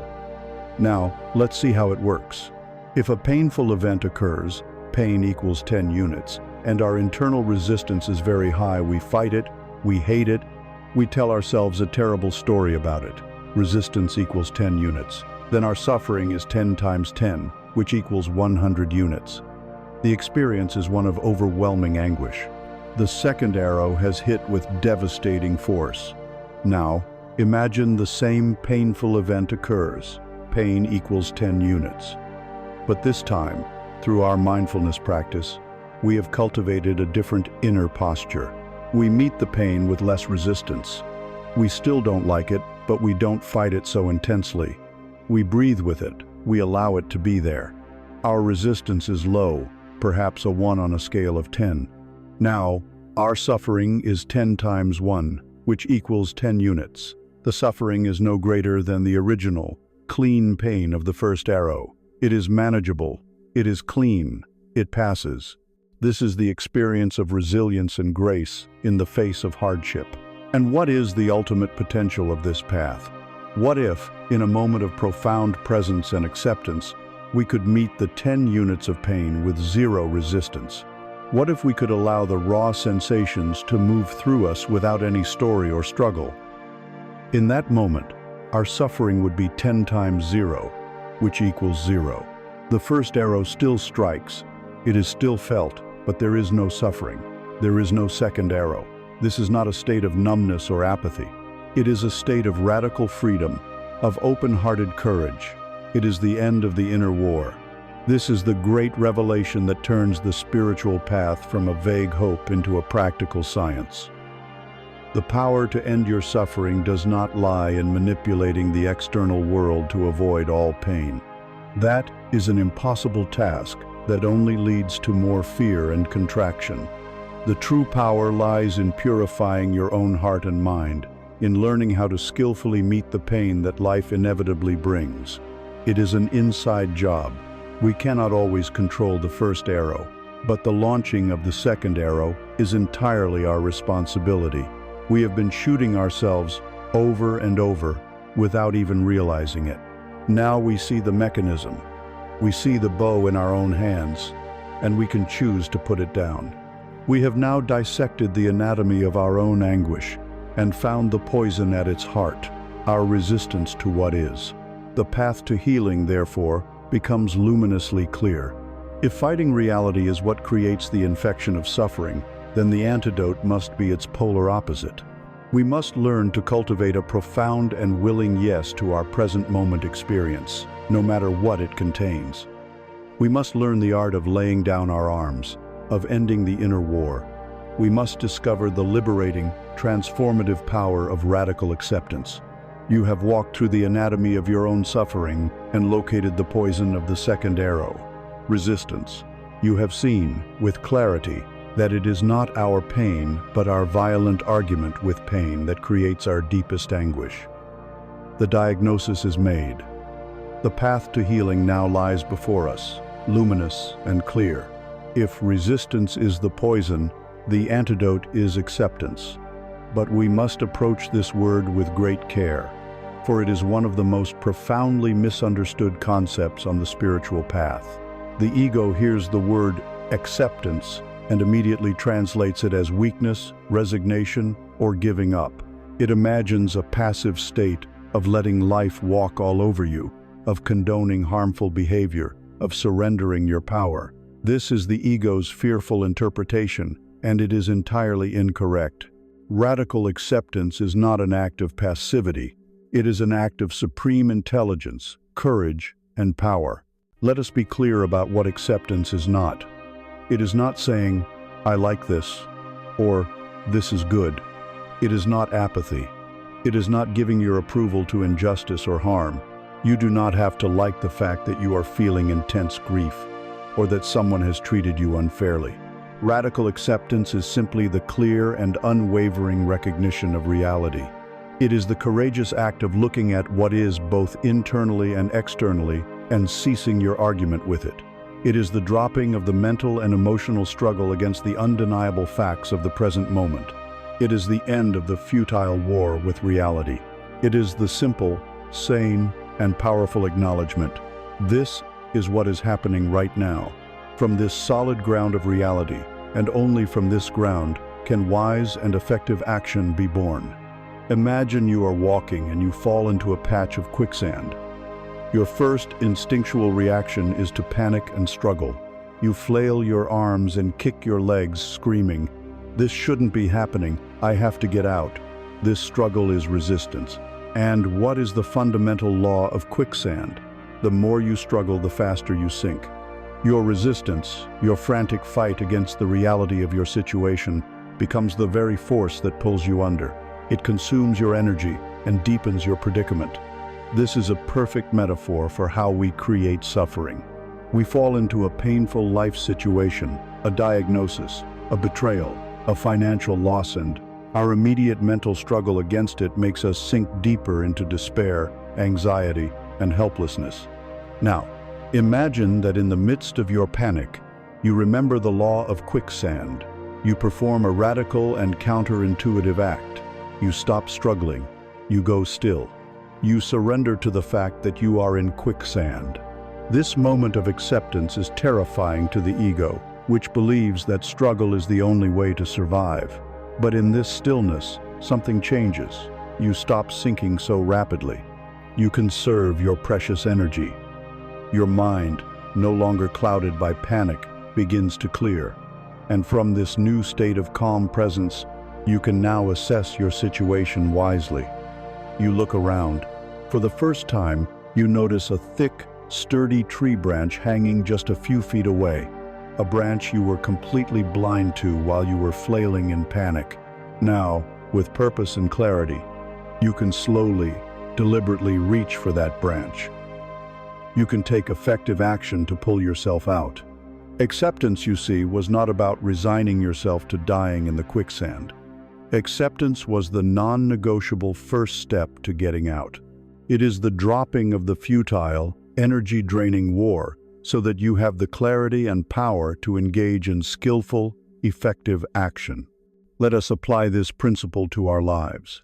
We can practice internal acceptance and external acceptance. Internal acceptance relates to our own thoughts, emotions, and physical sensations. Suppose a wave of anxiety arises. The path of resistance is to think, "Oh no, not this again. I hate feeling anxious. I shouldn't feel this way. I need to get rid of it." This is struggling in the quicksand. The path of acceptance is to pause, breathe, and acknowledge, this is the feeling of anxiety. It is present in my body right now. You don't have to like it. You simply acknowledge its reality.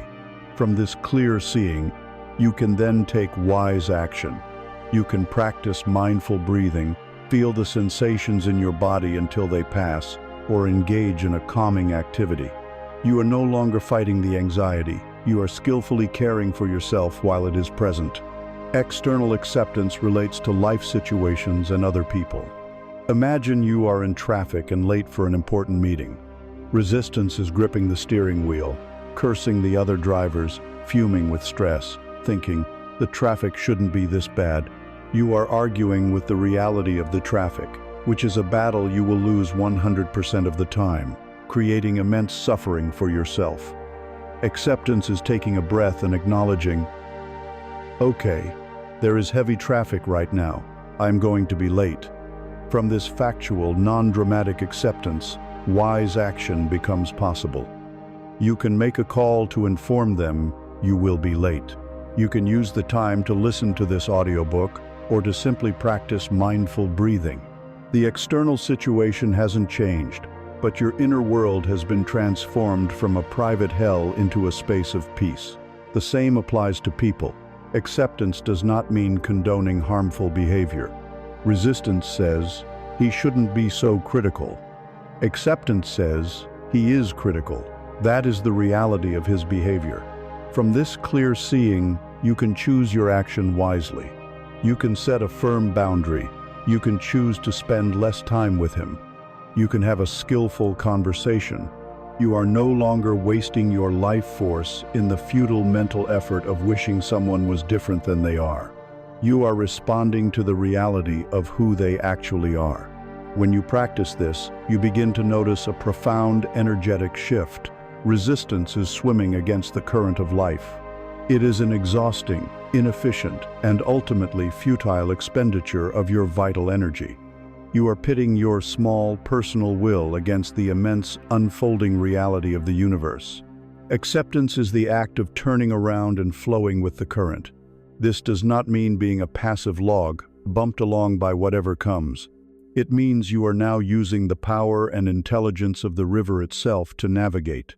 You are a skillful kayaker, making subtle adjustments, using the current's energy to move gracefully and powerfully towards your destination. You are no longer at war with life. You have become a collaborator, a dancer, a partner with the unfolding moment. This is a state of profound grace and effortless power. This state of non-resistant, open-hearted acceptance does more than simply bring you peace and make you more effective. It begins a process of deep transformation. The very sense of being a small, separate, embattled self begins to soften and dissolve. The ego, as we have seen, thrives on conflict, on judgment, on being separate from something else. It is the voice of resistance. When you consciously choose acceptance, you are stepping out of the ego's paradigm. In the spacious silence that is created when you stop arguing with reality, a new perception can dawn. You begin to intuit that you are not, and never have been, separate from the flow of life you were resisting. You are not a lonely fragment at war with the whole. You are the whole, experiencing itself in this particular form, in this particular moment. This profound realization is the gateway to the next great unfolding of our journey, a shift from personal psychology to cosmic identity. You have stood at the edge of your own suffering and learned to meet it with acceptance. You have ended the inner war. In the profound peace that follows the laying down of your arms, a space opens up within you. It is in this space of quiet, non-resistant presence that the walls of your prison begin to dissolve, and you start to notice that the prison was always an illusion. The most fundamental wall, the one upon which all other walls were built, is the belief that you are a separate entity, a lonely consciousness trapped inside a body, looking out at a world that is not you. Radical acceptance, when taken to its ultimate conclusion, does not just bring you peace. It annihilates this fundamental illusion of separation. It reveals a truth so immense, so staggering, that the mind can barely contain it. You are not in the universe. You are the universe, experiencing itself. Let us begin by dissolving the most obvious boundary, the boundary of your skin. We live with the unquestioned assumption that I am what is inside this bag of skin, and the world is everything outside of it. But is this true? Consider the air you are breathing. A moment ago, the oxygen molecules in your lungs were outside, part of a tree, part of the atmosphere, part of what you call the world. You draw a breath, and these molecules cross the threshold of your skin. They become part of you, entering your bloodstream, energizing your cells. A moment later, you exhale, and the molecules of carbon dioxide that were just now a part of your very being are released, becoming once again part of the world, ready to be taken in by a plant. So where is the real boundary between you and the atmosphere? The line is not a wall. It is a constantly flowing, permeable membrane. Now consider the food you eat and the water you drink. The water in your cells was once a cloud, a river, a part of the vast ocean. The carbon atoms that form the structure of your body were once sunlight, absorbed by a plant, which you then consumed. The world is constantly becoming you.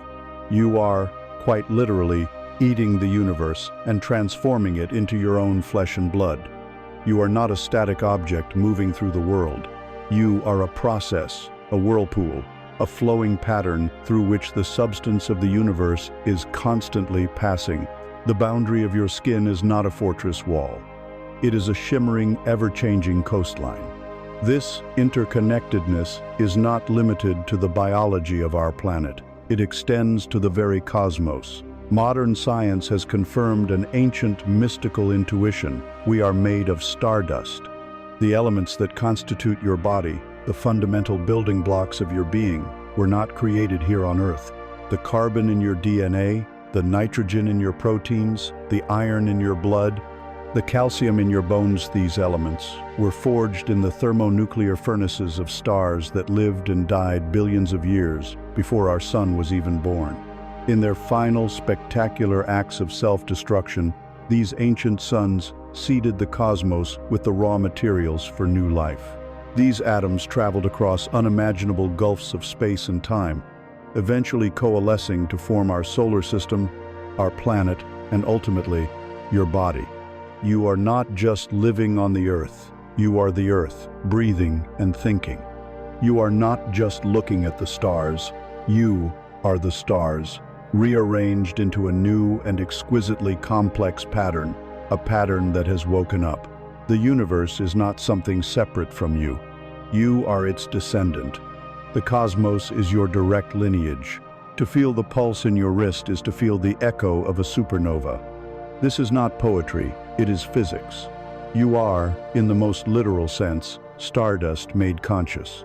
If the physical boundary between you and the universe is an illusion, what then of the boundary of consciousness itself? This is where we approach the deepest mystery. We have a powerful sense of being an individual consciousness, an I that is aware. We feel that my consciousness is separate from your consciousness. But what if this too is a trick of perception? Consider the classic mystical metaphor. You are not a drop in the ocean. You are the entire ocean in a single drop. The drop is your personal, transient form. Your body, your personality, your memories, the egoic self. It has a beginning and an end. It is finite and fragile. But the water that constitutes the drop, the pure, formless awareness within you that is witnessing these words right now, is the ocean. It is the one universal consciousness. This consciousness is not yours. It is not a personal possession. It is the consciousness of the universe itself, looking out through your eyes, hearing through your ears, feeling through your heart. For billions of years, the universe unfolded as a vast, magnificent, but unconscious process. It was a dance of galaxies, stars, and planets, with no one to witness its splendor. Through the slow, patient miracle of evolution on this planet, the universe developed nervous systems, complex brains, and finally, self-awareness. It created you so that it could finally experience its own beauty. You are the universe's sense organ. When you look at a majestic mountain range with awe, that is the universe becoming aware of its own majesty. When you feel a profound sense of love for another being, that is the universe experiencing its own interconnectedness. When you grieve a loss, that is the universe feeling the pain of its own impermanence. Your individual life is not a small, insignificant event separate from the whole. It is a cosmic event. You are a focal point through which the universe becomes conscious of itself. This is your true purpose, not a purpose you have to invent or strive for, but one that you are already fulfilling simply by being awake and aware. What happens when you begin to live from this profound realization, when you start to experience life not as a separate drop, but as the ocean itself? The first thing to dissolve is the deep existential loneliness that haunts the separate self. How can you be truly lonely when you are intrinsically woven into the fabric of everything that exists? The tree outside your window is no longer just an object. It is an expression of the same life force that animates you. The stranger you pass on the street is no longer a separate, alien being. They are another focal point of the one consciousness, another way the universe is experiencing itself. A feeling of profound kinship and empathy arises naturally, not as a moral imperative, but as a simple recognition of fact. you are connected to all of it. Your relationship with life and death also undergoes a radical transformation. The ego, the small, separate self, is terrified of death because death means its annihilation.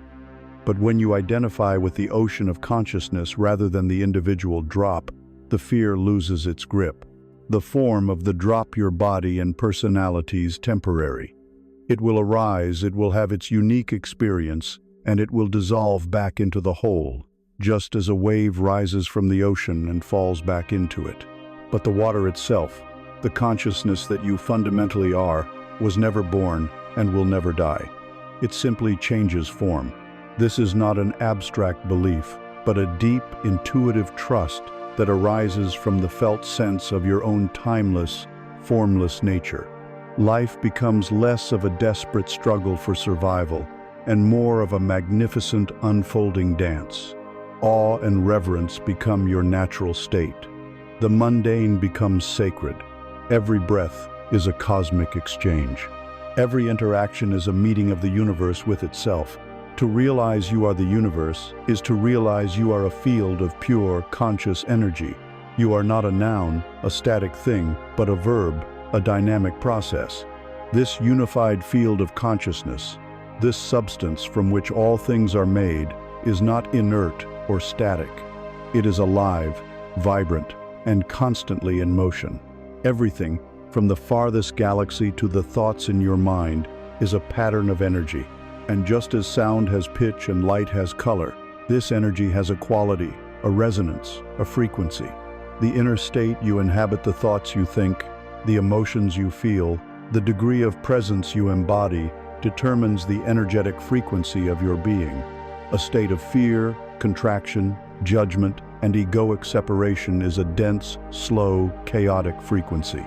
A state of love, openness, acceptance, and interconnectedness is a coherent, light, and high frequency.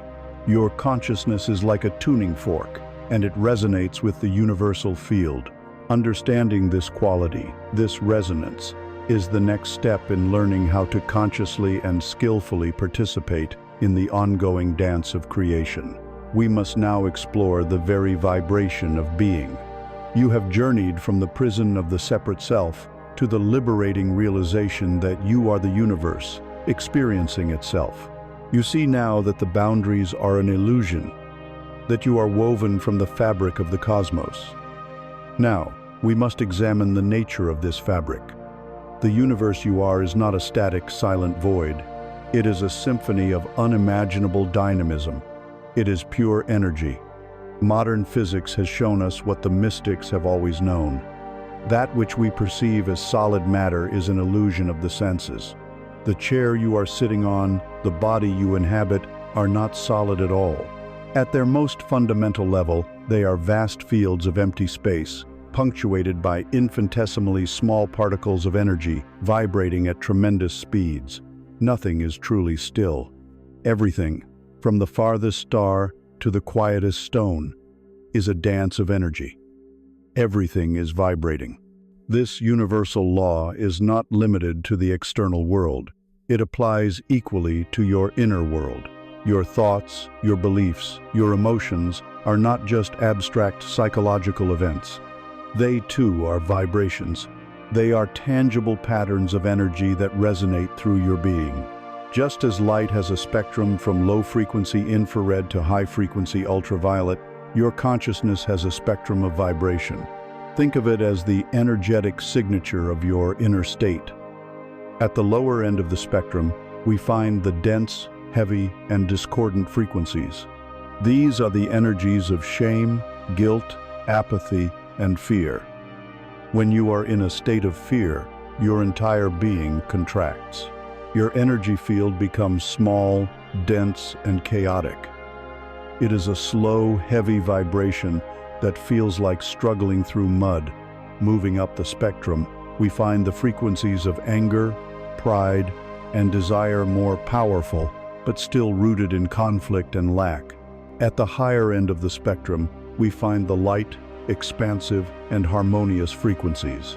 These are the energies of courage, acceptance, reason, and, higher still, love, joy, gratitude, and peace. When you feel a moment of genuine, unconditional love, your entire being expands. Your energy field becomes light, spacious, and coherent. It is a fast, light vibration that feels like effortless flight. Your vibration at any given moment is the sum total of your conscious and unconscious thoughts, beliefs, and emotional states. The state you habitually return to, the familiar emotional weather pattern of your life, is your vibrational set point, or your home frequency. For many, this home frequency is one of anxiety or frustration, simply because of unconscious, conditioned thinking. The path of awakening is the conscious process of raising this home frequency from one of contraction and fear to one of expansion and love. How does this understanding translate into your lived experience? Here we encounter a fundamental law of the universe, the law of resonance. You are, in essence, a vibrational transmitter and receiver. You are a biological radio. The universe is a broadcasting tower, simultaneously transmitting an infinite number of stations, each on its own frequency. Each station represents a possible reality, a set of circumstances, a life experience. Your vibrational state is the tuner on your radio. You can only perceive and experience the station that matches the frequency you are currently tuned to. This is the deepest meaning behind the concept of like attracts like. It is not a magical trick, it is physics. A tuning fork vibrating at middle C will cause another tuning fork of the same pitch to begin vibrating if it is brought near. It will have no effect on a tuning fork pitched to G. In the same way, if your being is tuned to the frequency of anger and resentment, you will find yourself resonating with noticing and attracting people and circumstances that give you more reasons to feel angry and resentful. The world will seem to be a frustrating and unfair place, because that is the only station you are able to pick up. Conversely, if you consciously cultivate a state of gratitude and appreciation, you tune your being to that frequency. You will suddenly start noticing all the things you have to be grateful for. Opportunities, kind people, and moments of beauty that were always there, but were invisible to you on your old frequency, will suddenly come into focus. They will seem to appear out of nowhere, but in reality, you have simply tuned your receiver to their station. This is the profound truth behind the law of attraction, stripped of its commercial, materialistic distortions. You do not attract what you want with your needy, grasping thoughts. Wanting something is a vibration of lack, and it will only attract more lack. You attract what you are. You attract a reality that is a perfect vibrational match for your dominant state of being. To change your life, you must first change your vibration. You must become an energetic match for the reality you wish to experience. This may seem like a daunting task, but you have already learned the master key to changing your vibration: mindfulness.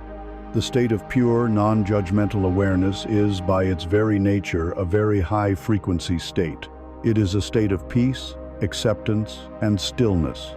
When you are caught in a low-frequency emotion like fear, the old way was to identify with it, thereby becoming the vibration of fear. The mindful way is to observe the fear from the stable platform of your witnessing presence. In doing this, you are no longer being the fear. You are being the peaceful awareness that is observing the fear. The very act of dispassionate observation separates you from the lower frequency and aligns you with the higher frequency of your true nature as the witness.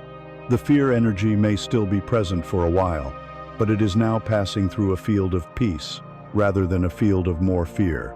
This act alone begins to raise your entire energetic signature. Presence is the ultimate alchemy. It has the power to transmute the dense lead of fear and anger into the radiant gold of peace and wisdom. To realize you are the universe is to realize you are a field of conscious, vibrational energy. To understand this principle of resonance is to understand that you are not a passive victim of circumstances, but an active participant in the creation of your reality. Your inner state is the tuning dial. Your life experience is the broadcast you receive. This understanding moves you from a position of powerlessness to one of profound responsibility and creative power. If your state of being is the cause, and your life experience is the effect, then it follows that you can consciously choose a state of being in order to create a desired effect. This is the shift from accidental resonating to conscious creating. But how do we use this creative power skillfully? How do we set a clear, powerful signal for the reality we wish to call forth, without the ego's desperate neediness and fear of failure, creating static that corrupts the transmission? This requires a delicate and masterful dance between clear focus and complete surrender. It requires an understanding of the profound difference between intention and attachment. You stand now as a conscious, vibrational being, aware that your inner state resonates with the universe and shapes your reality.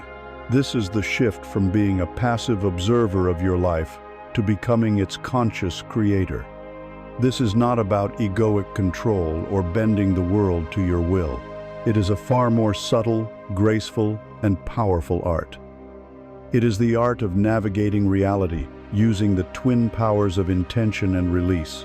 To master this art, we must first understand the profound difference between a pure, focused intention and the ego's fearful, grasping attachment.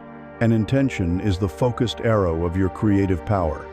It is a clear, deliberate statement of what you choose to experience, sent forth from a place of presence and wholeness. It is not a desperate wish or a hopeful plea to an outside force. A wish comes from a place of lack, broadcasting the vibration of, "I don't have this." An intention comes from a place of sovereign power, broadcasting the vibration of, "I am choosing this. This is the reality I am aligning with." To set a pure intention, you must first align your own being. You do not do it from a state of frantic need. You first come home to yourself. You connect with your breath. You feel the aliveness in your body. You touch the silent, peaceful awareness that is your true nature. You remember that you are already whole and complete. From this state of fullness, not from a state of lack, you then bring to mind the reality you wish to create. The key is to focus on the feeling and the essence of the desired experience. If you desire a loving partnership, do not focus on a specific person's face, but on the feeling of being deeply seen, loved, supported, and cherished. Feel that warmth in your heart right now. Embody the vibration of the wish fulfilled. If you desire abundance, do not fixate on a specific number in a bank account. Instead, cultivate the feeling of freedom, security, ease, and generosity. Feel the relaxation in your body that comes from knowing all your needs are met. By generating the feeling state of the reality first, you become a vibrational match for it. You are tuning your radio to the desired station before you even ask the station to play your song. Once you are embodying this state, you can then crystallize it into a clear, present-tense statement. I am living in a state of joyful, creative freedom. I am vibrantly healthy, and my body heals with ease. I share my life in a partnership of deep love and mutual respect. This is not a lie. It is a command to your subconscious mind and a declarative statement to the universal field. It is the drawing of the bow. And now comes the most crucial and most challenging part of the process, the release. The moment you set a pure intention, the ego rushes in. The sentinel of the mind, which thrives on control and fears the unknown, immediately tries to hijack the creative process with its attachments. Attachment is the ego's fearful insistence that the outcome must unfold in a specific way, on a specific timeline, and through a specific channel that it can understand and control. It is the poison that corrupts the purity of your intention. Attachment comes in several forms. Firstly, there is the attachment to the how. The ego, in its arrogance, believes it knows the best way for your intention to manifest. It starts to micromanage the universe. It plots, schemes, and tries to force a particular sequence of events. If reality deviates from its limited plan, it becomes frustrated, anxious, and concludes that it isn't working. This attachment to the how closes you off to the infinite, ingenious, and often far more magical ways the universe can deliver your desire. It is like insisting on taking a convoluted side road because it's the only route you know, while a beautiful wide-open highway has just opened up right next to you. Secondly, there is the attachment to the when. The ego is profoundly impatient. It lives in time and is obsessed with schedules. After setting an intention, it immediately begins to ask, "Is it here yet? Why not now?" This constant questioning is broadcast from a state of doubt and lack. It sends a powerful counter-signal to the universe that says, "I don't really believe this is coming. It is not here." This vibration of impatience directly cancels out the vibration of trust and fulfillment that you cultivated when setting the intention. It is an act of profound disbelief that suffocates the very creation you wish to bring forth. Finally, there is attachment to the specific, unchanging form of the outcome. The ego gets a picture in its head of exactly what it wants: a particular job, a specific house, love from one particular person, and it refuses to accept anything else. This rigid fixation can blind you to far greater opportunities. You might be so focused on getting one specific job that you fail to see a much better opportunity for your own business. You may be so attached to receiving love from one person who is unavailable that you fail to recognize the true soulmate who has just entered your life. Your intention was for the essence creative fulfillment, or deep love, but your ego's attachment to a single limited form is preventing that essence from flowing to you in the most perfect way. The art of conscious creation is the dance between these two poles. To make this tangible, imagine you are planting a precious seed in a garden.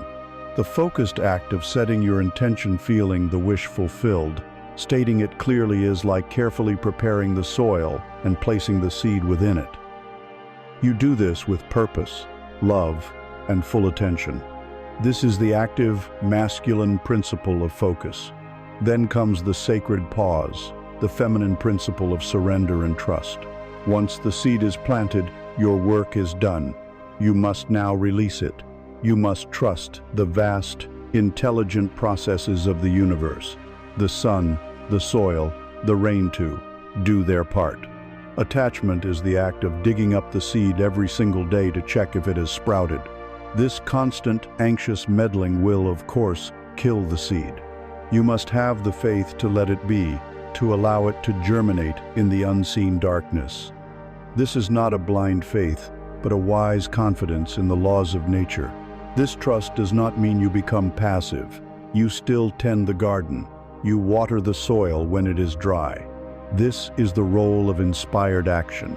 As you go about your life, holding your intention lightly in your heart but not obsessing over it, you will get an intuitive nudge, a creative idea, an opportunity that feels light and expansive.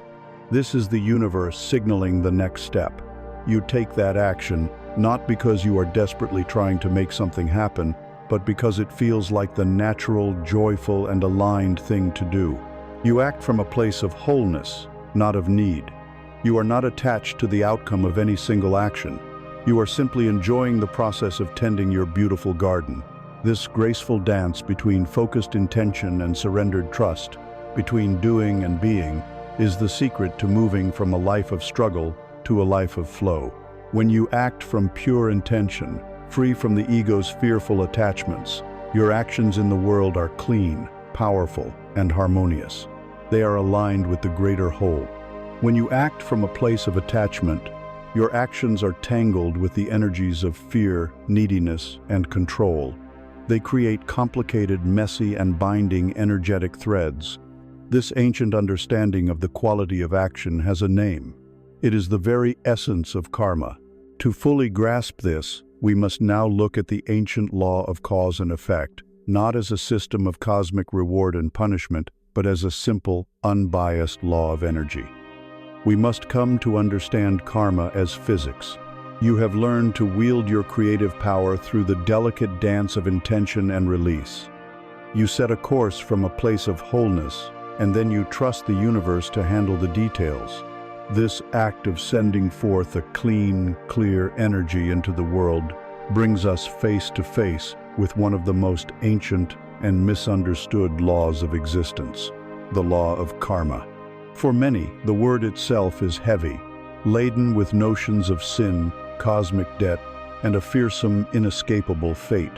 We imagine a great, bearded judge in the sky, meticulously tracking our good and bad deeds in a celestial ledger, preparing to dispense rewards and punishments. This interpretation, born of fear, has been the source of immense anxiety and powerlessness. Today, we will sweep away this superstitious dust and reveal karma for what it truly is. Not a moral law of a judgmental God, but a neutral, impersonal, and utterly reliable law of energy. Karma is not theology, it is physics. At its core, the law of karma is the law of cause and effect. It is the spiritual equivalent of Newton's third law of motion. For every action, there is an equal and opposite reaction. The universe does not judge you, it simply and perfectly reflects you. The energy you send out is the energy that returns. The cause you create is the effect you experience. But what precisely is the action or the cause in this equation? It is not merely your physical deeds. The universe is not just observing what you do, it is responding to the energy from which you do it. A karmic cause has three primary components: your thoughts, your words, and most importantly, the intention that underlies them both. Every thought you think is a ripple of energy, a cause set in motion. Every word you speak is a vibration sent out into the field.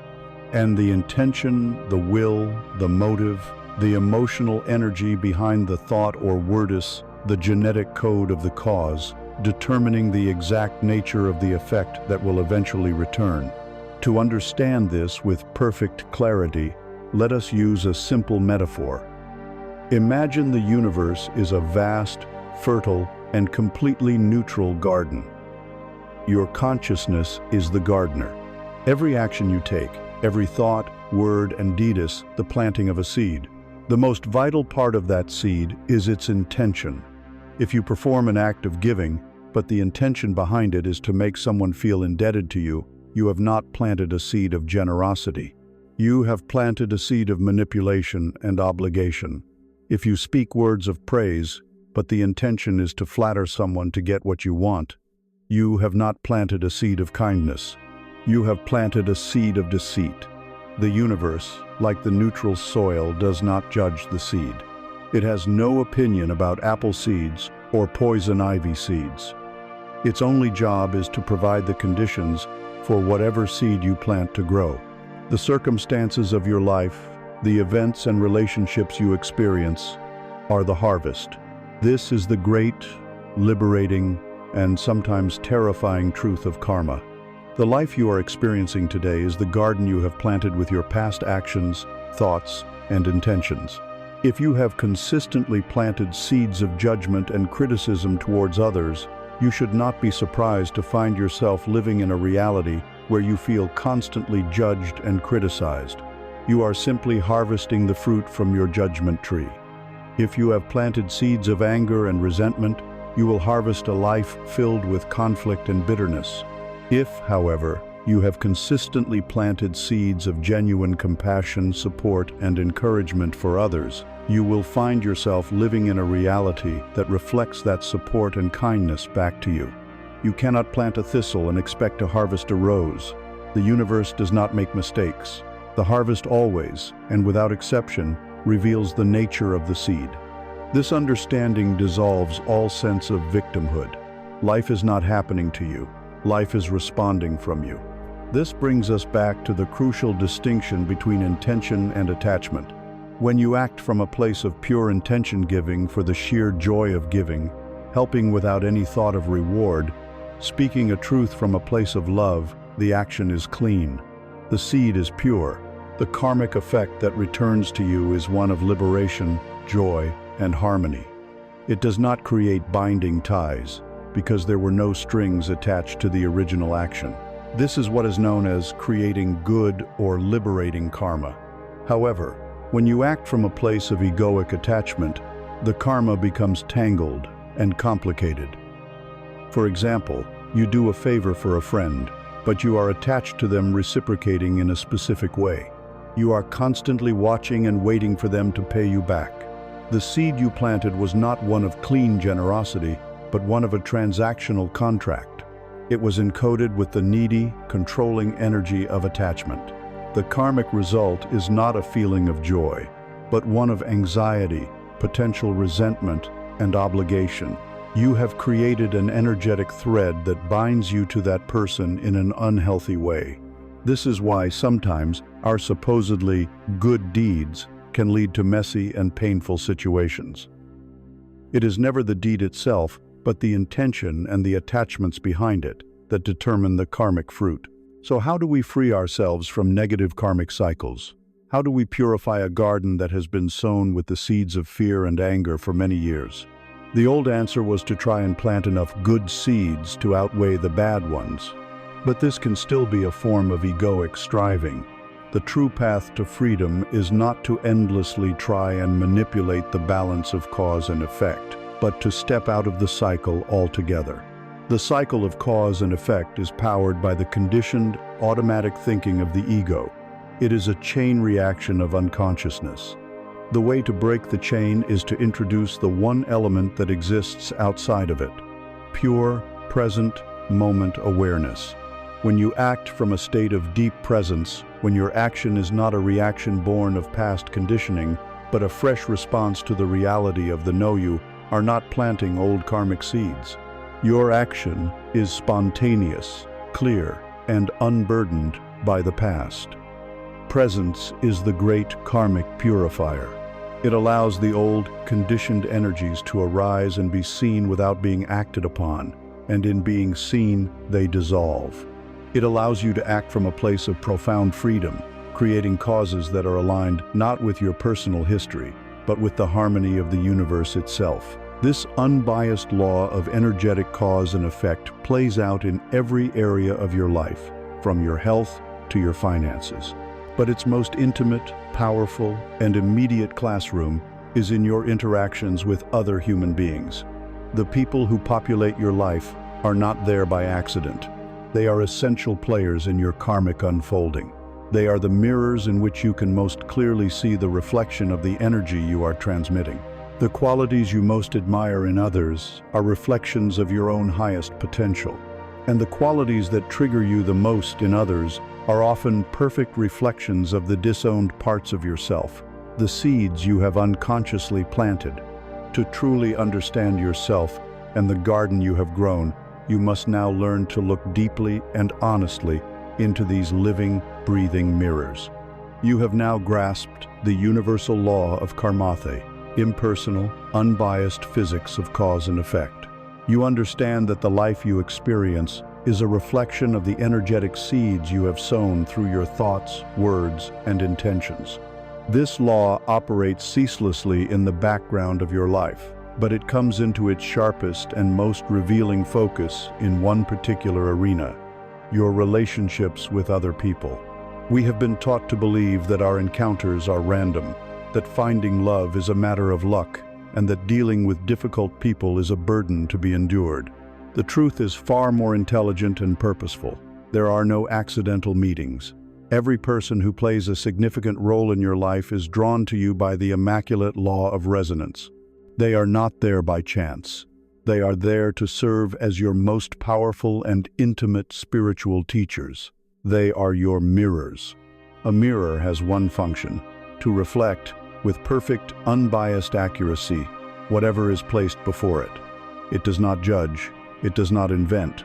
It simply shows what is there. Your relationships operate in precisely this way.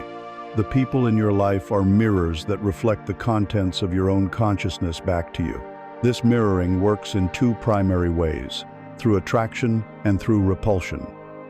First, consider the mirror of light, the experience of attraction. When you meet someone and feel an intense admiration for them, when you are drawn to their courage, their wisdom, their creativity, or their kindness, you are witnessing a reflection of your own highest potential. The qualities you admire in them are qualities that exist, perhaps in a dormant state, within you.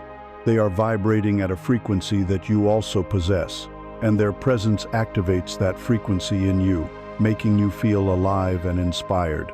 In a very real sense, you are falling in love with your own unrealized self, projected onto the screen of another person. They are showing you the beauty that is waiting to be owned and embodied within you. More challenging, and infinitely more transformative, is the mirror of shadow. This is the experience of being emotionally triggered by another person. Think of someone in your life whose behavior reliably pushes your buttons. Perhaps it is a colleague you perceive as arrogant, a family member you see as lazy, or a public figure you judge as ignorant. When their behavior elicits a strong, disproportionate emotional reaction in you, a surge of intense anger, a wave of biting judgment, a deep feeling of insecurity, you have just been given a sacred gift. That person, in that moment, is serving as a perfect mirror for a disowned part of yourself, a wounded or repressed aspect of your own psyche that is begging for your attention. The intensity of your emotional charge is the key. It is a blinking red light on your inner dashboard, signaling that something unconscious within you has been activated. Our conditioned egoic response to this trigger is to focus all our energy on the mirror. We say, "He is so arrogant." We complain about him to others. We mentally list all the evidence that proves our judgment of him is correct. We may even try to confront him and change him. This is the equivalent of seeing a smudge of dirt on your own cheek in the reflection of a mirror, and then spending all your energy trying to scrub the surface of the mirror. It is a futile, exhausting, and conflict-ridden exercise. The mirror cannot be changed because it is only reflecting. The smudge is not on the mirror, it is on you. The path of wisdom and liberation is to use the trigger as a profound opportunity for self-inquiry. The moment you feel that intense emotional charge, the practice is to pause. Instead of immediately reacting, you anchor yourself in your breath. You acknowledge the intense energy coursing through your body. Then you turn your gaze away from the mirror and toward yourself, and you ask the golden question, what is this person showing me about myself? Why am I specifically so activated by this particular behavior? The answer will always be found within you. Perhaps the person's perceived arrogance triggers you because you have a deep, unhealed wound of insecurity. Their confidence shines a light on your own feeling of not being good enough, and that is what hurts. Or perhaps it is the opposite. Perhaps you have repressed your own healthy ambition and confidence to appear humble and spiritual, and they are mirroring back the very power you have refused to own in yourself.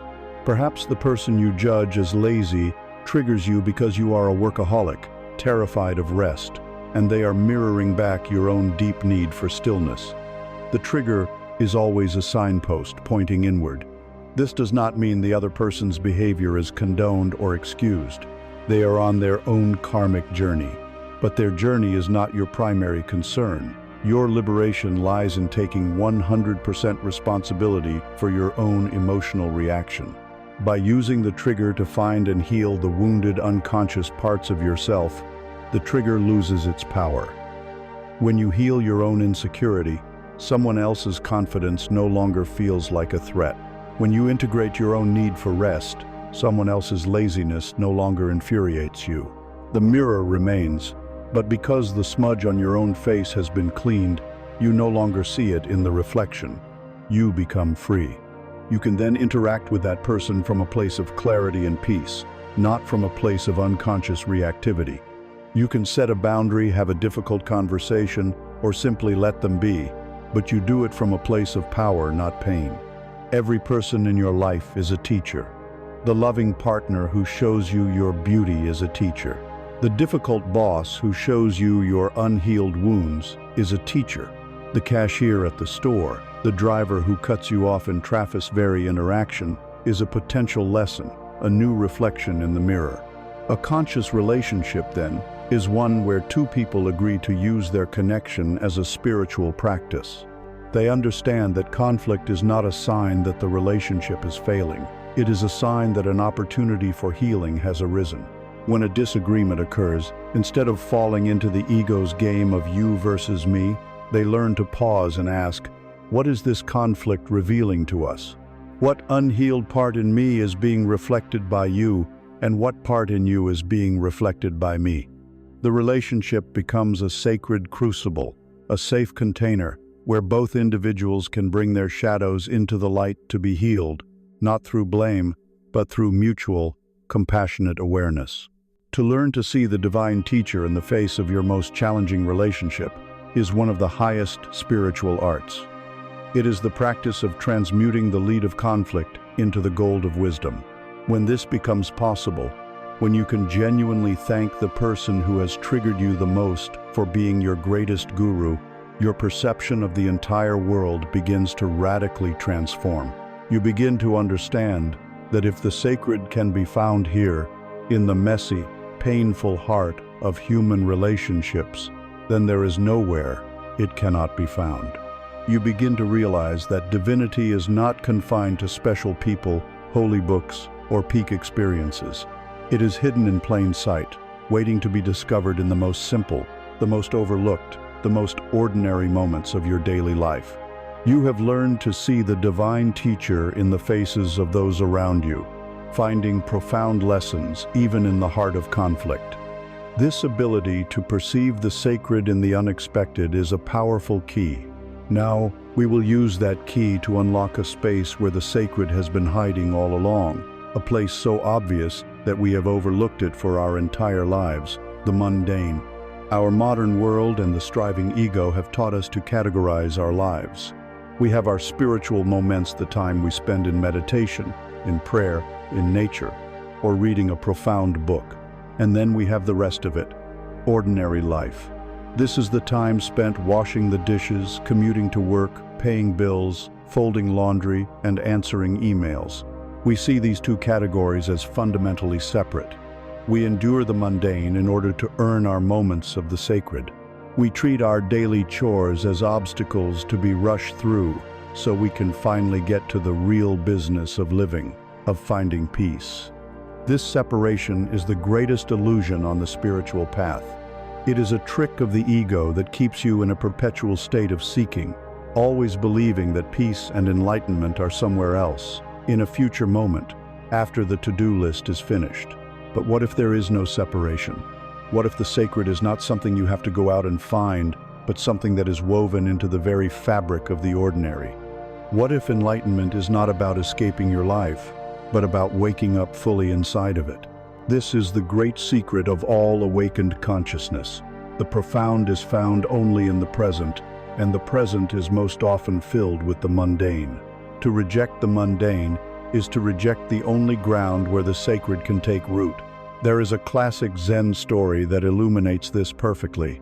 A young, eager student approaches a wise old Zen master and asks, "Master, what did you do before you were enlightened?" The master smiles and replies, "I chopped wood and I carried water." The student, slightly confused, then asks, "And, Master, what do you do now, after you have attained enlightenment?"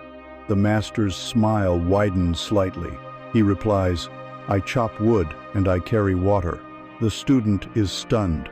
From the outside, nothing had changed. The master's daily activities were exactly the same. But from the inside, everything had changed. Before enlightenment, when the master chopped wood, his mind was elsewhere. He was thinking about the past, worrying about the future, analyzing spiritual concepts, lost in the river of thought. His body was performing the action, but his consciousness, his presence, was absent. He was a divided self. After enlightenment, when the master chops wood, there is only the chopping of wood. His entire being is present with the act.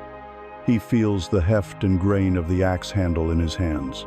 He smells the sharp, clean scent of the pine resin as the axe strikes. He hears the percussive crack as the log splits in two. He feels the subtle shifts of balance in his own body. There is no separation between him and the action. There is no room for a separate I to be thinking about something else. The chopper and the chopping have become one. The sacred has not been added to the activity. It has been revealed within it through the alchemical power of total presence. This is the essence of a liberated life. It is not about levitating on a mountaintop. It is about being fully, gloriously, divinely present while you are chopping the wood and carrying the water of your own ordinary life. The goal is not to stop your daily activities. The goal is to stop being absent while you are doing them. Let us take a guided journey through the landscape of your own day and see how we can transform it from a series of chores into a sequence of sacred rituals. The practice begins the moment you awaken. For most, this moment is a frantic launch. The alarm rings, the mind immediately floods with the anxieties of the day, and the hand reaches instinctively for the phone, plunging the consciousness into a torrent of emails, news, and social media before the body is even fully awake. This is a ritual of distraction. Instead, try this. The moment you regain consciousness, before you move a muscle, simply be. Feel the reality of your body lying in the bed. Feel the texture of the sheets against your skin. Notice the quality of the light filtering into the room. Take one conscious, deliberate breath, feeling the air fill your lungs, and know that this is the first breath of a brand new day that has never existed before. You have greeted your life with presence instead of panic. Consider the simple act of preparing your morning coffee or tea. Usually, this is an automatic, unconscious process performed while your mind is already at work, planning and worrying. Tomorrow, make it a ceremony. As you pour the water, hear its sound. As it heats, feel the growing warmth. Spoon the coffee grounds or the tea leaves and take a moment to inhale their unique, rich aroma. As you pour the hot water, watch the steam rise and see the color infuse the water. Hold the warm mug in your hands and feel the heat transfer to your skin. Before you take the first sip, just be with it for a moment. You have transformed a simple caffeine habit into a 5-minute meditation, a ritual of sensory presence that grounds you in the morning. Now, approach what is perhaps the most universally disliked chore, washing the dishes. We see it as a tedious task to be finished as quickly as possible so we can get back to important things. This is a wasted opportunity. As the great Zen master Thich Nhat Hanh said, "If you cannot wash the dishes mindfully, you will not be able to drink your tea mindfully." The two are connected. Stand at the sink and turn on the water. Feel its temperature on your hands. Pick up the first plate. Feel its weight and smoothness. As you scrub it, notice the pearlescent beauty of the soap bubbles, each one a tiny shimmering sphere holding a miniature rainbow. Hear the sound of the sponge against the ceramic. As you rinse the plate, watch the water cascade over its surface, making it pure and clean. In these 10 minutes, you are not just washing dishes. You are performing a water meditation. You are practicing the art of cleansing. You are fully alive. The purpose of washing the dishes is not just to get clean dishes. The purpose is to be totally present while washing the dishes. This practice can be applied to anything. When you walk from your car to your office door, instead of being lost in thought, feel the sensation of your feet on the pavement. Step, step, step. Feel the slight breeze on your face. Notice the feeling of the door handle in your hand as you turn it. Each step, each sensation, is an anchor in the now. When you are sweeping the floor, feel the rhythmic motion in your arms and shoulders. Hear the gentle, whispery sound of the bristles. See the act not as a battle against dirt, but as the graceful restoration of order and clarity. When you are folding laundry, feel the unique texture of each piece of clothing. Notice the different colors and shapes. Perform the simple, repetitive act with a quiet, loving attention. You are infusing these objects with your presence. You are bringing care and quality into the smallest corners of your world. What is at work here is the alchemical power of your attention. Pure, undivided presence is the philosopher's stone that has the power to transmute the base metal of any mundane activity into the shining gold of a sacred experience. When you are fully present with an action, you are no longer a fragmented self, a mind thinking one thing while a body does another. You are a unified field of consciousness. This unification is the state of yoga, the state of integrity, the state of peace. You discover that joy is not dependent on doing exciting things. Joy is a byproduct of being fully present with whatever you are doing. The quality of your consciousness, not the content of your life, becomes the source of your fulfillment. This is a radical reorientation of your life's purpose. Society has taught us that the purpose of our actions is to achieve a future result. We work to get a paycheck. We exercise to get a healthy body. We wash the dishes to have a clean kitchen. But from this new perspective, the future result is secondary. The primary purpose of any action is to be a vehicle for presence. The purpose of the journey is not just to arrive at the destination. The purpose is to be awake during the journey.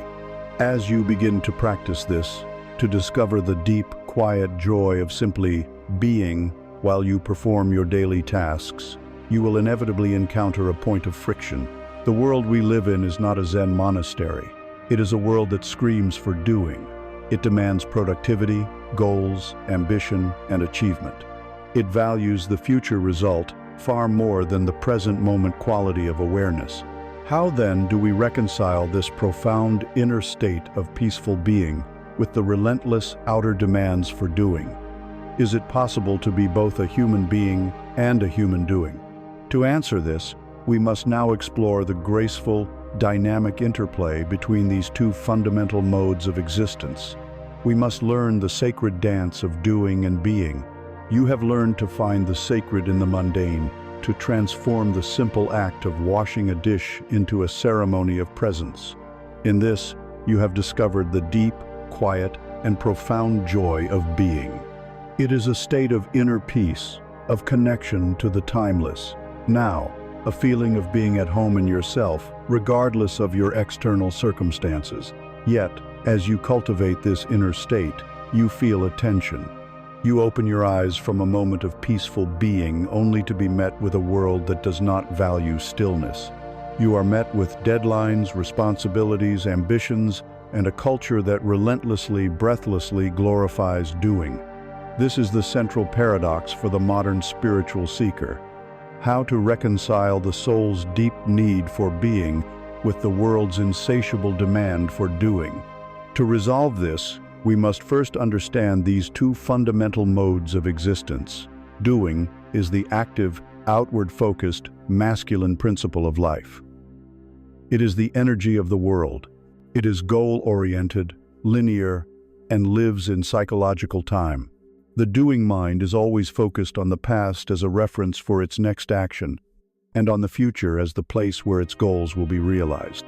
It seeks to achieve, to build, to change, to control, and to define itself through its accomplishments. Let us be clear, doing is essential. It is the energy that builds homes, creates art, finds cures for diseases, and allows us to function in the world. The problem is not doing itself.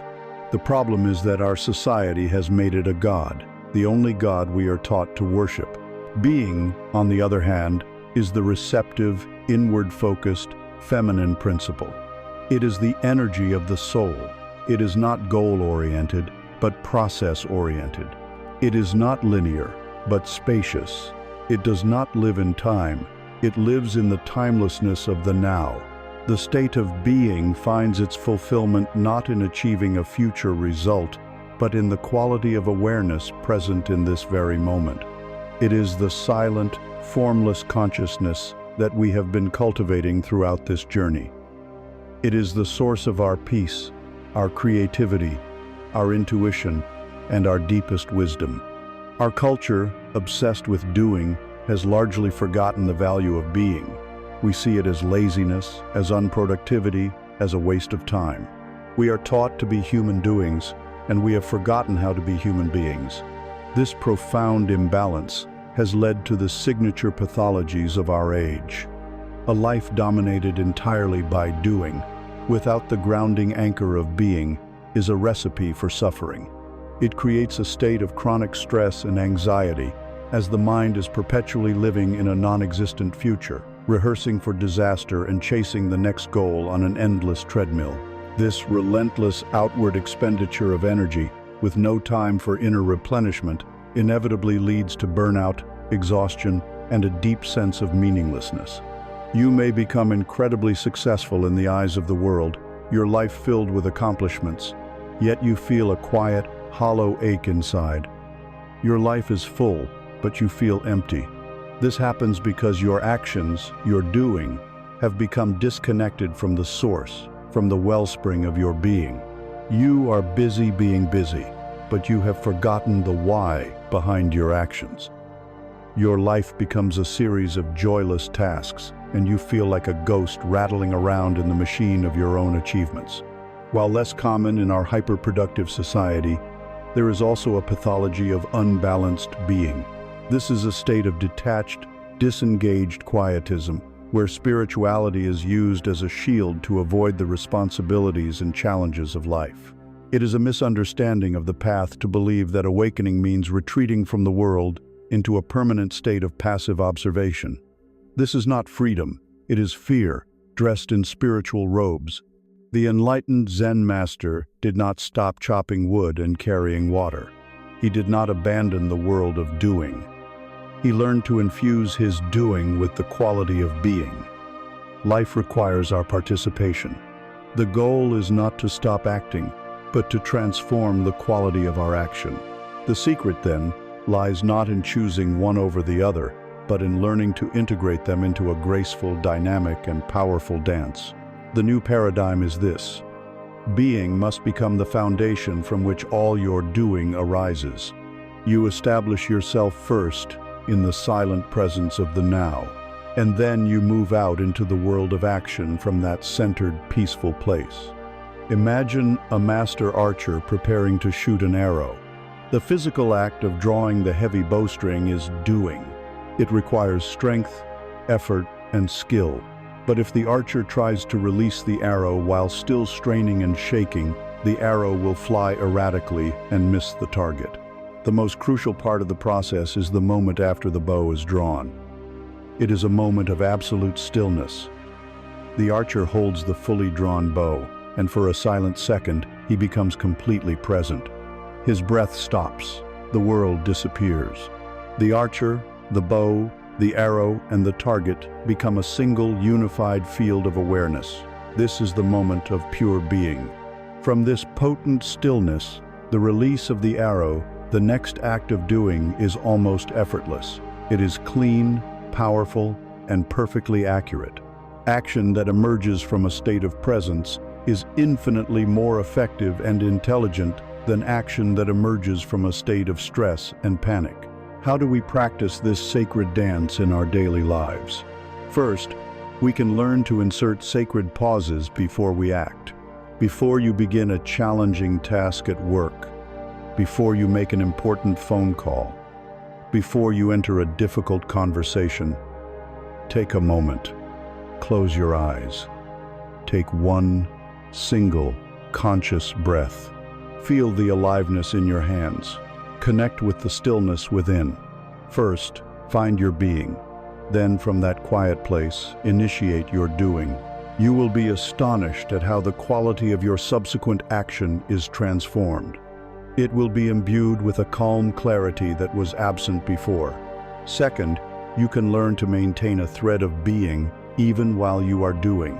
As you type an email, can you simultaneously feel the gentle rhythm of your own breath? As you speak in a meeting, can you feel the solid ground beneath your feet? This practice keeps a part of your attention anchored in the timeless inner world, even as the rest of it is engaged with the time-bound outer world. This prevents you from becoming completely lost in the action and maintains a baseline of peace. Third, you can consciously structure your day with a rhythm of both energies. Our culture teaches us to work for hours on end, pushing through until exhaustion. A wiser approach is to work in focused bursts of doing, followed by short, deliberate periods of being. After an hour of intense work, take 5 minutes. Don't check your phone. Simply stand up, look out the window, and watch the clouds. Mindfully drink a glass of water, feeling the coolness travel down your throat. This is not wasting time. This is recharging your soul. It is refilling the inner wellspring so that your next hour of doing will be creative, inspired, and effective, not tired and resentful. When you live in this way, you enter a state of flow. your actions feel both powerful and effortless. You are fully engaged in the world, yet you are not disturbed by it. You are the archer, moving in a seamless dance of powerful action and profound stillness. As you master this dance, a quiet revolution takes place in your sense of self. You begin to untangle your identity from your accomplishments. Our society has taught us a dangerous equation. My worth equals my productivity plus the approval of others. We believe we must do more to be more. We strive, we achieve, we accumulate, all in the desperate hope that we will finally feel worthy. But in this practice, you discover something extraordinary. You find that in the silent, unproductive moments of pure being, moments where you are achieving nothing, pleasing no one, you feel a sense of peace, completeness, and inherent rightness that no achievement has ever given you. This plants the seed of a new and liberating understanding. It leads you to question the most fundamental lie our culture has taught us. What if your worth is not something you have to earn through struggle? What if it is not a future goal to be achieved, but a present fact to be recognized? What if you don't need to do anything to deserve love, peace, and existence? What if you are already, and have always been, inherently worthy? You have learned to dance in the space between doing and being, finding a rhythm that honors both the stillness of your soul and the demands of the world. In this dance, a new awareness begins to dawn. You notice that the moments of pure being moments, where you are accomplishing nothing, proving nothing, and striving for nothing, are filled with a quiet sense of completeness. In those moments, you feel profoundly okay. This experience stands in stark contrast to the central project of the ego and the driving force of our culture, the relentless, exhausting, lifelong quest to become worthy. This quest is the great affliction of the human spirit. It is a wound we inherit at birth. We are born into a world that teaches us, in 1,000 subtle and overt ways, that we are not enough as we are. We are taught that love is conditional, that respect must be earned, that peace is a prize for good behavior. We are told we must be smarter, thinner, richer, kinder, more productive, more spiritual. We absorb the silent, pervasive mantra of the ego: I will be worthy when I get the degree, when I find a partner, when I lose the weight, when I get the promotion, when I have a cleaner house, when I meditate more consistently. The finish line is always in the future. We are born into a state of perceived debt, and we believe we must spend our entire existence working to prove we are worthy of the gift of life itself. This quest is a cruel and unwinnable game, a labyrinth designed by the ego to keep itself in charge. For the ego, the sense of lack, of not enoughness, is its very fuel. Therefore, it ensures that you can never, ever arrive at a state of feeling truly worthy. The moment you achieve one goal that you believed would finally validate you, the ego immediately moves the goalposts. The validation is fleeting, and the old, familiar feeling of inadequacy soon returns, demanding a new and higher achievement. You are a hamster on a wheel, running desperately towards a destination that does not exist.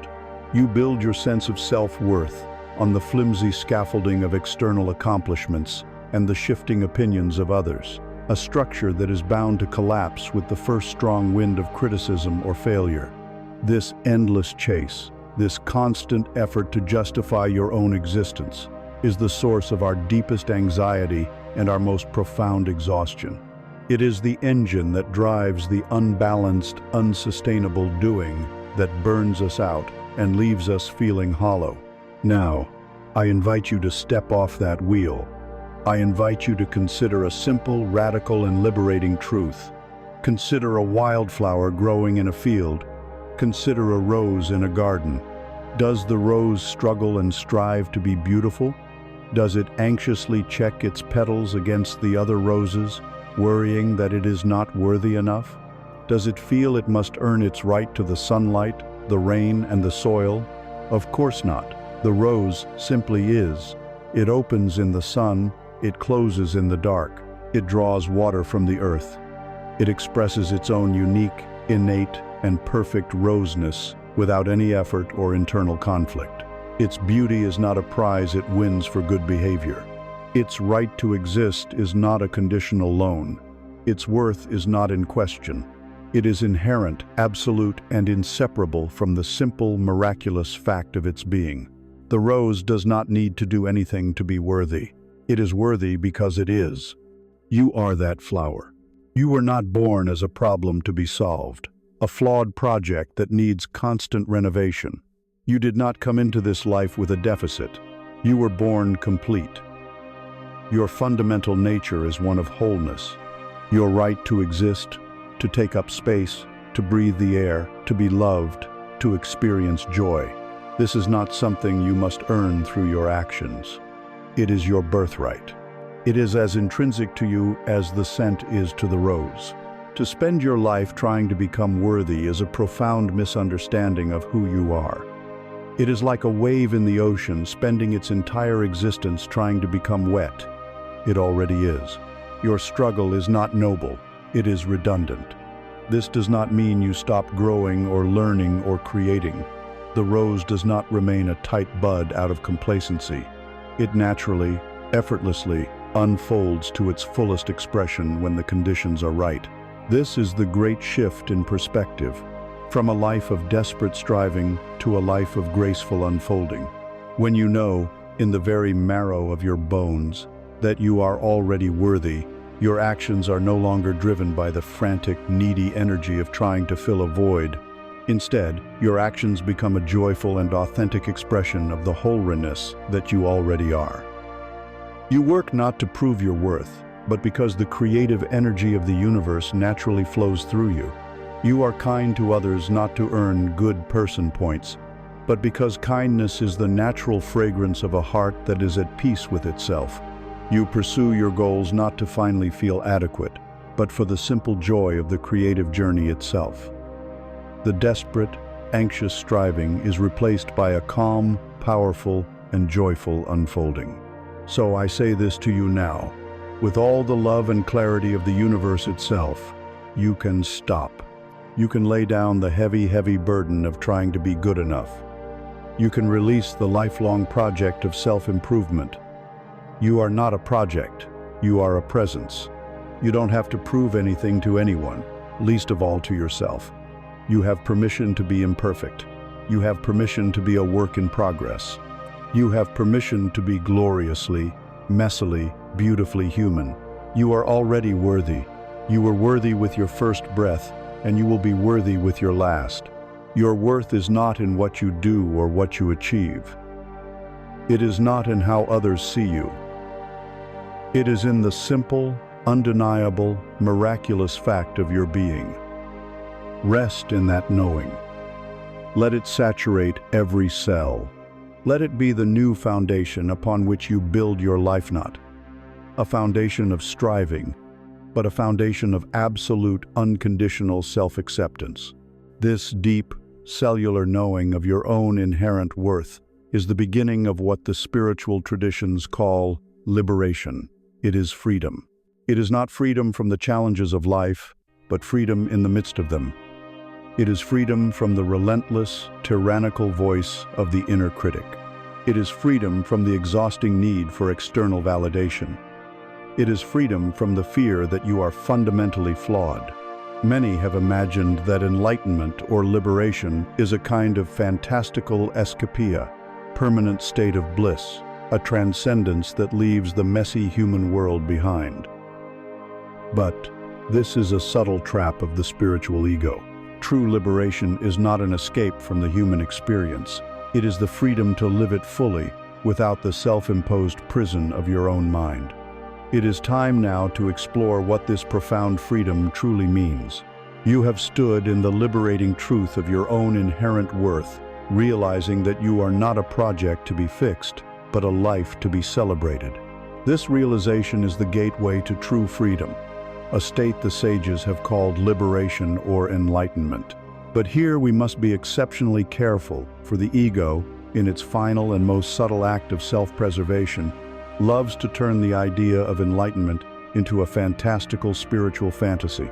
It creates an image of a destination so grand, so perfect, and so far away that it ensures you will remain a seeker forever, perpetually striving for a goal it has placed on an ever-receding horizon. Let us shine the light of awareness on this spiritual fantasy. The first myth is that of permanent, unshakable bliss. The ego imagines enlightenment as a state where you will be permanently happy, where all negative emotions cease to exist, and you float through life on a cloud of unceasing ecstasy. The second myth is that of a life without problems. The belief that once you awaken, life's challenges will magically vanish. Sickness, financial difficulty, the loss of loved ones, and difficult people will no longer be a part of your reality. The third myth is that of the detached, unfeeling observer. This is the image of the enlightened being as someone cold and distant, who has transcended human emotion and is no longer capable of feeling deep love, passionate engagement, or profound grief. The final, and most pervasive myth, is that enlightenment is a destination, a finish line you cross, a final graduation from the school of life, after which all work is done. You get the cosmic trophy and the credits roll. All of these are beautiful, seductive, and profoundly misleading fantasies. They are the ego's last stand. By projecting an impossible superhuman ideal into the future, the ego keeps you trapped in the very same pattern of seeking and not enoughness that you have been working to dissolve. It turns awakening into the ultimate object of desire, the final, most glorious thing you don't have yet. As long as you are striving to achieve this fantastical state, you are guaranteeing that you will never arrive, because the very act of striving reinforces the illusion that you are separate from it. True liberation is something far more simple, more radical, and more immediate. It is not an escape from your current reality, but a profound transformation of your relationship to it. Imagine you have spent your entire life in what you believe to be a locked prison cell. You have studied the cold stone walls, your life's circumstances. You have cursed the unfeeling guard who paces outside the bars, your own critical ego. You have spent years dreaming of escape, trying to dig tunnels with the tools of spiritual practice, hoping one day to finally break free and run away to some other, better land. This is the path of struggle, the path of seeking. Liberation is not the moment you finally blast the door off its hinges and escape into the sunlight. Liberation is the moment when, out of sheer exhaustion or simple curiosity, you cease all your struggle, walk up to the cell door, and gently try the handle. And you discover, to your utter astonishment, that it was never locked. The prison was conceptual. The walls were made of your own limiting beliefs. The bars were forged from your own fears. The guard was the voice of your own inner critic. The freedom you were seeking was not on the other side of the wall. The freedom was the realization that there was no wall to begin with. What does this mean for your life? It means that liberation is not an escape from the cell of your human experience. It is the freedom to walk in and out of it at will. You are no longer a prisoner of your life. You are a conscious resident in your life. You do not have to leave the world. You only have to leave the prison of your mind's reactive, judgmental commentary about the world. When you realize the door is unlocked, the prison yard is no longer a place of confinement. It can be transformed into a garden.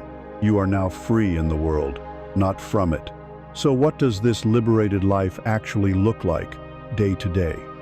It is not a life without problems, but a life without suffering about the problems. The first arrow of pain still arrives. The body still ages and gets sick. Loved ones still depart. The stock market still crashes. What disappears is the self-inflicted second arrow. You have the freedom to experience the clean pain of reality without creating a tangled web of mental anguish around it.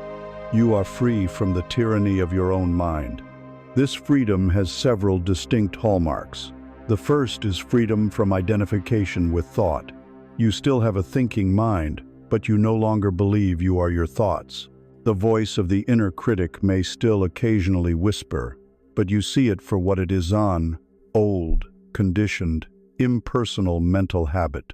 You can listen to it with a kind of detached amusement, the way you might listen to a misinformed but well-meaning old relative. It no longer has the power to define your reality or crush your spirit.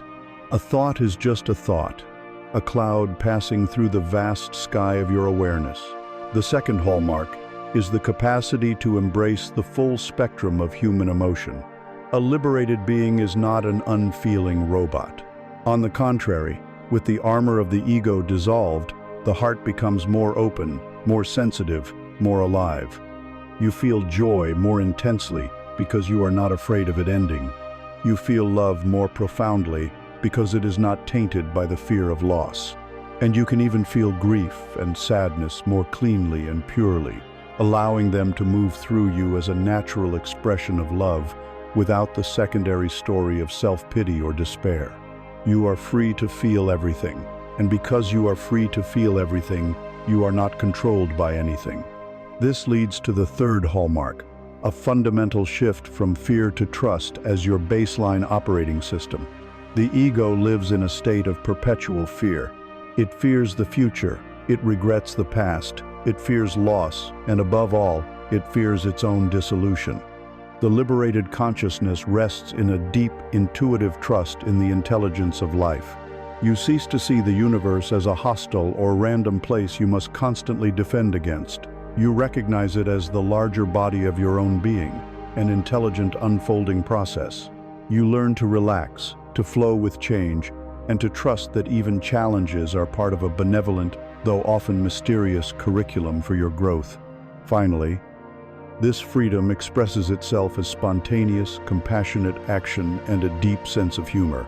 When your actions are no longer driven by the ego's needy agenda of seeking validation or security, they begin to arise naturally from the wisdom of the present moment.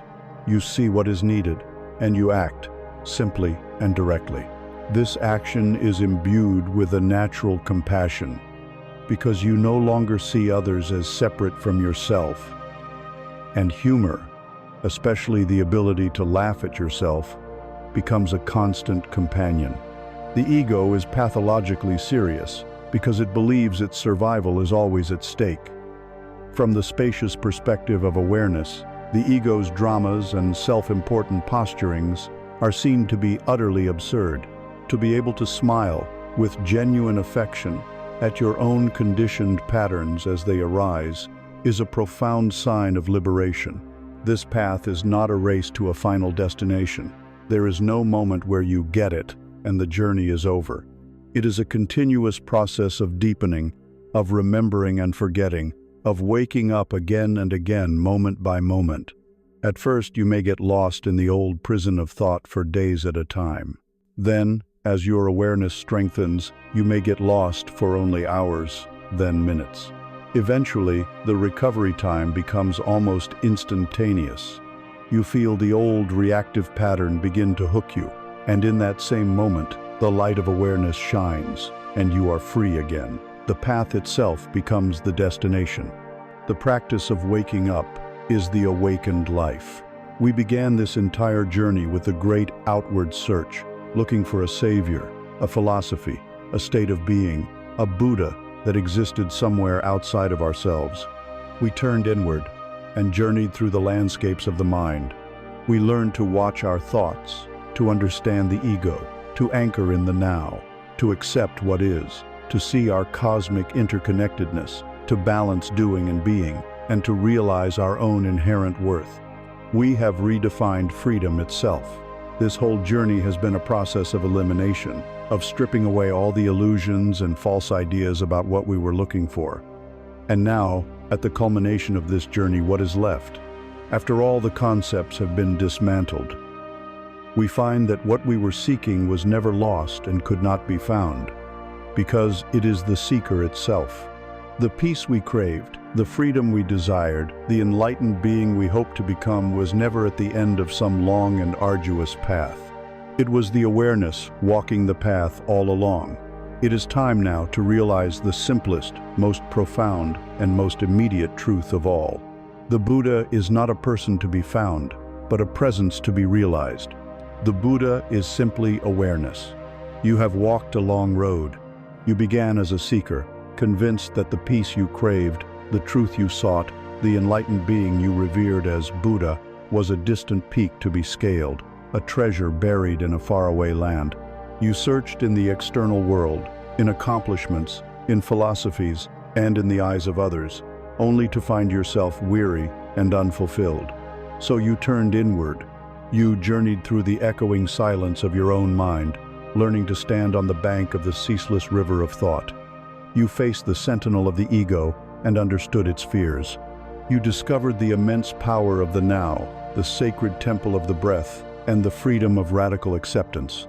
You saw your interconnectedness with the cosmos and learned the dance of doing and being. You have realized your own inherent worth and have redefined liberation itself.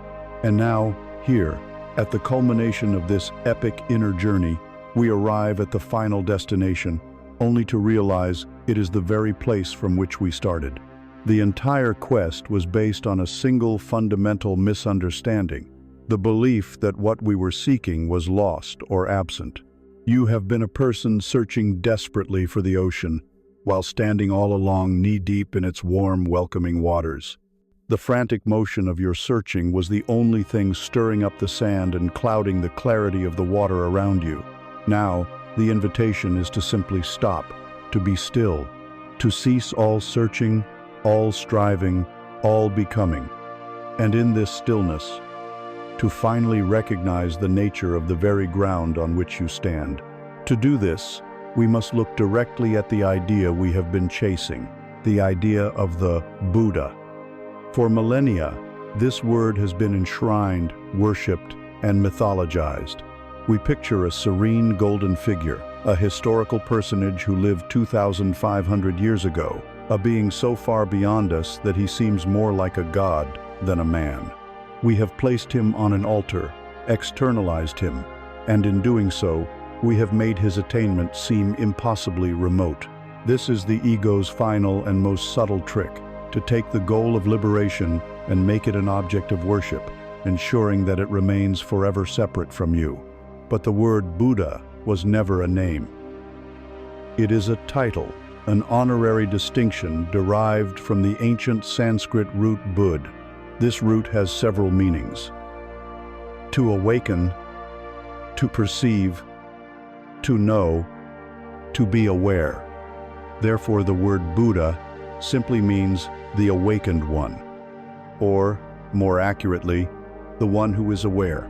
It is not a title bestowed upon a single chosen person. It is a description of a state of consciousness, a state of being that is the birthright and ultimate potential of every human being. The man we call the Buddha, Siddhartha Gautama, was not a god. He was a human being who, through his own diligent inquiry, woke up completely from the dream of the ego and the suffering it creates. He did not ask to be worshipped. He simply pointed the way. He said, in essence, "Look, the ocean you are seeking is right here. This is how I stopped thrashing and learned to recognize it. You can do it too." He was the guide who drew a map to the treasure. He was not the treasure itself. To worship the guide is to miss the entire point of the journey. So what is this treasure? What is this state of being, this awakened awareness? Here is the simplest and most profound truth. You have been searching for the light without realizing you are the lamp. Imagine a person in a vast, dark hall, holding a lamp, unaware that they are the source of the light. They spend their entire life searching for the source. They read ancient books that describe the light.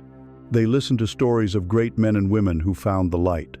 They try various techniques to generate light, rubbing sticks together, praying for the sun to rise inside the hall. Their entire existence is consumed by this desperate, holy search. They look everywhere, in every corner, under every table, behind every curtain, except for the one place they never thought to look: within. The light they have been using to conduct their search, the very glow that has illuminated the pages of their books and the faces of their teachers, has been emanating from themselves all along. The search itself, the constant looking out there, was the one activity that prevented them from realizing this. You are that person. You are that lamp. The awareness that is listening to these words, the silent, formless consciousness that is experiencing the sensations in your body and the thoughts passing through your mind, that is the light you have been seeking. It is not something you need to find, create, achieve, or attain. It has never been absent. It is the most intimate, fundamental, and ever-present reality of your existence. You have been looking with the very thing you have been looking for. This awareness, this pure, non-judgmental knowing, is the Buddha. It is not a future state. It is the timeless reality of your own being, right now. Let us examine the qualities of this awareness, this Buddha nature that you are. Firstly, it is silent. Even in the midst of the noisiest mental chatter, there is a background of silence that is aware of the noise. The thoughts themselves are noisy, but the awareness of the thoughts is perfectly silent. It is the silent, empty sky that allows all the clamorous clouds to pass through it. Secondly, this awareness is spacious. It has no form, no edge, no boundary. It is the open, infinite container in which your entire life experience unfolds. Sights, sounds, smells, thoughts, emotions, they all arise within this vast, welcoming space of awareness, and they all dissolve back into it. It is never damaged or stained by what it contains. Thirdly, this awareness is unchanging. While the content of your life is in constant flux, your body, your emotions, your circumstances are always changing. The fundamental capacity to be aware does not change.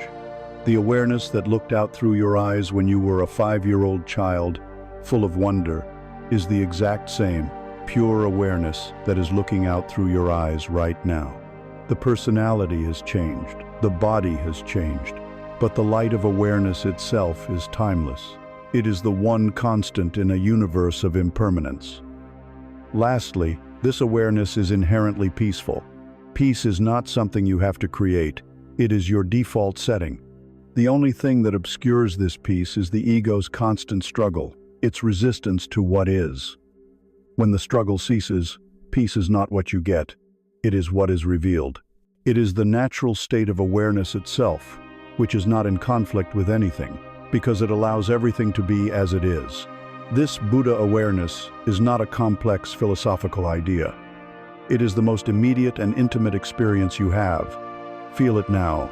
It is the simple feeling of being, the sense of I am that exists prior to any labels you add on top of it, like I am a man, I am a woman, I am a success, I am a failure.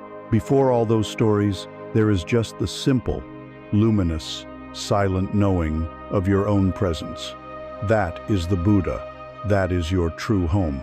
The entire journey we have taken together has not been a journey of becoming someone new. It has been a journey of unlearning, of unbecoming.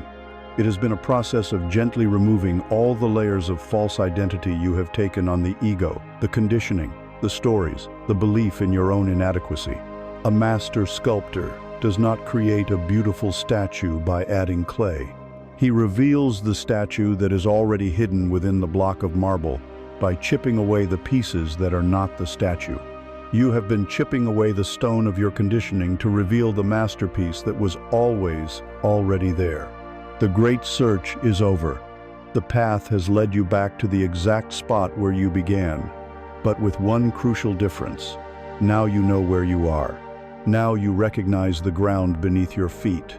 You have traveled the entire world only to return home and know the place for the first time. There is nowhere else to go. There is nothing else to find. There is no one else to become. The peace you were seeking is the silence that is hearing these words. The freedom you desired is the awareness that is experiencing this moment. The Buddha you revered is the presence that you are. And so, we arrive here, not at a destination, but in a recognition. The long and arduous journey outward, the search for a distant shore of peace, has led us back to the center of our own heart. The great spiritual quest ends not with a thunderous revelation, but with a quiet, simple, and profound stillness. It is the stillness of the traveler who, after circumnavigating the globe, finally takes off their heavy pack and sits down in their own home, realizing it was the place they were seeking all along. There is nothing left to find. There is nothing you need to become. The striving can cease. The struggle can end. All that is left is to simply be what you have always been, underneath all the noise. Carry this truth with you, not as a complex philosophy to be remembered, but as a simple feeling to be returned to. Let it be a mantra that beats with the rhythm of your own heart. When the world pulls you back into the old dream of seeking and striving, remember this: the search is over. You have looked for God, for truth, for enlightenment in every corner of the world, only to find that the sacred reality you sought was the very awareness that was conducting the search. The breath is the temple. You do not need to journey to a holy mountain or a sacred building.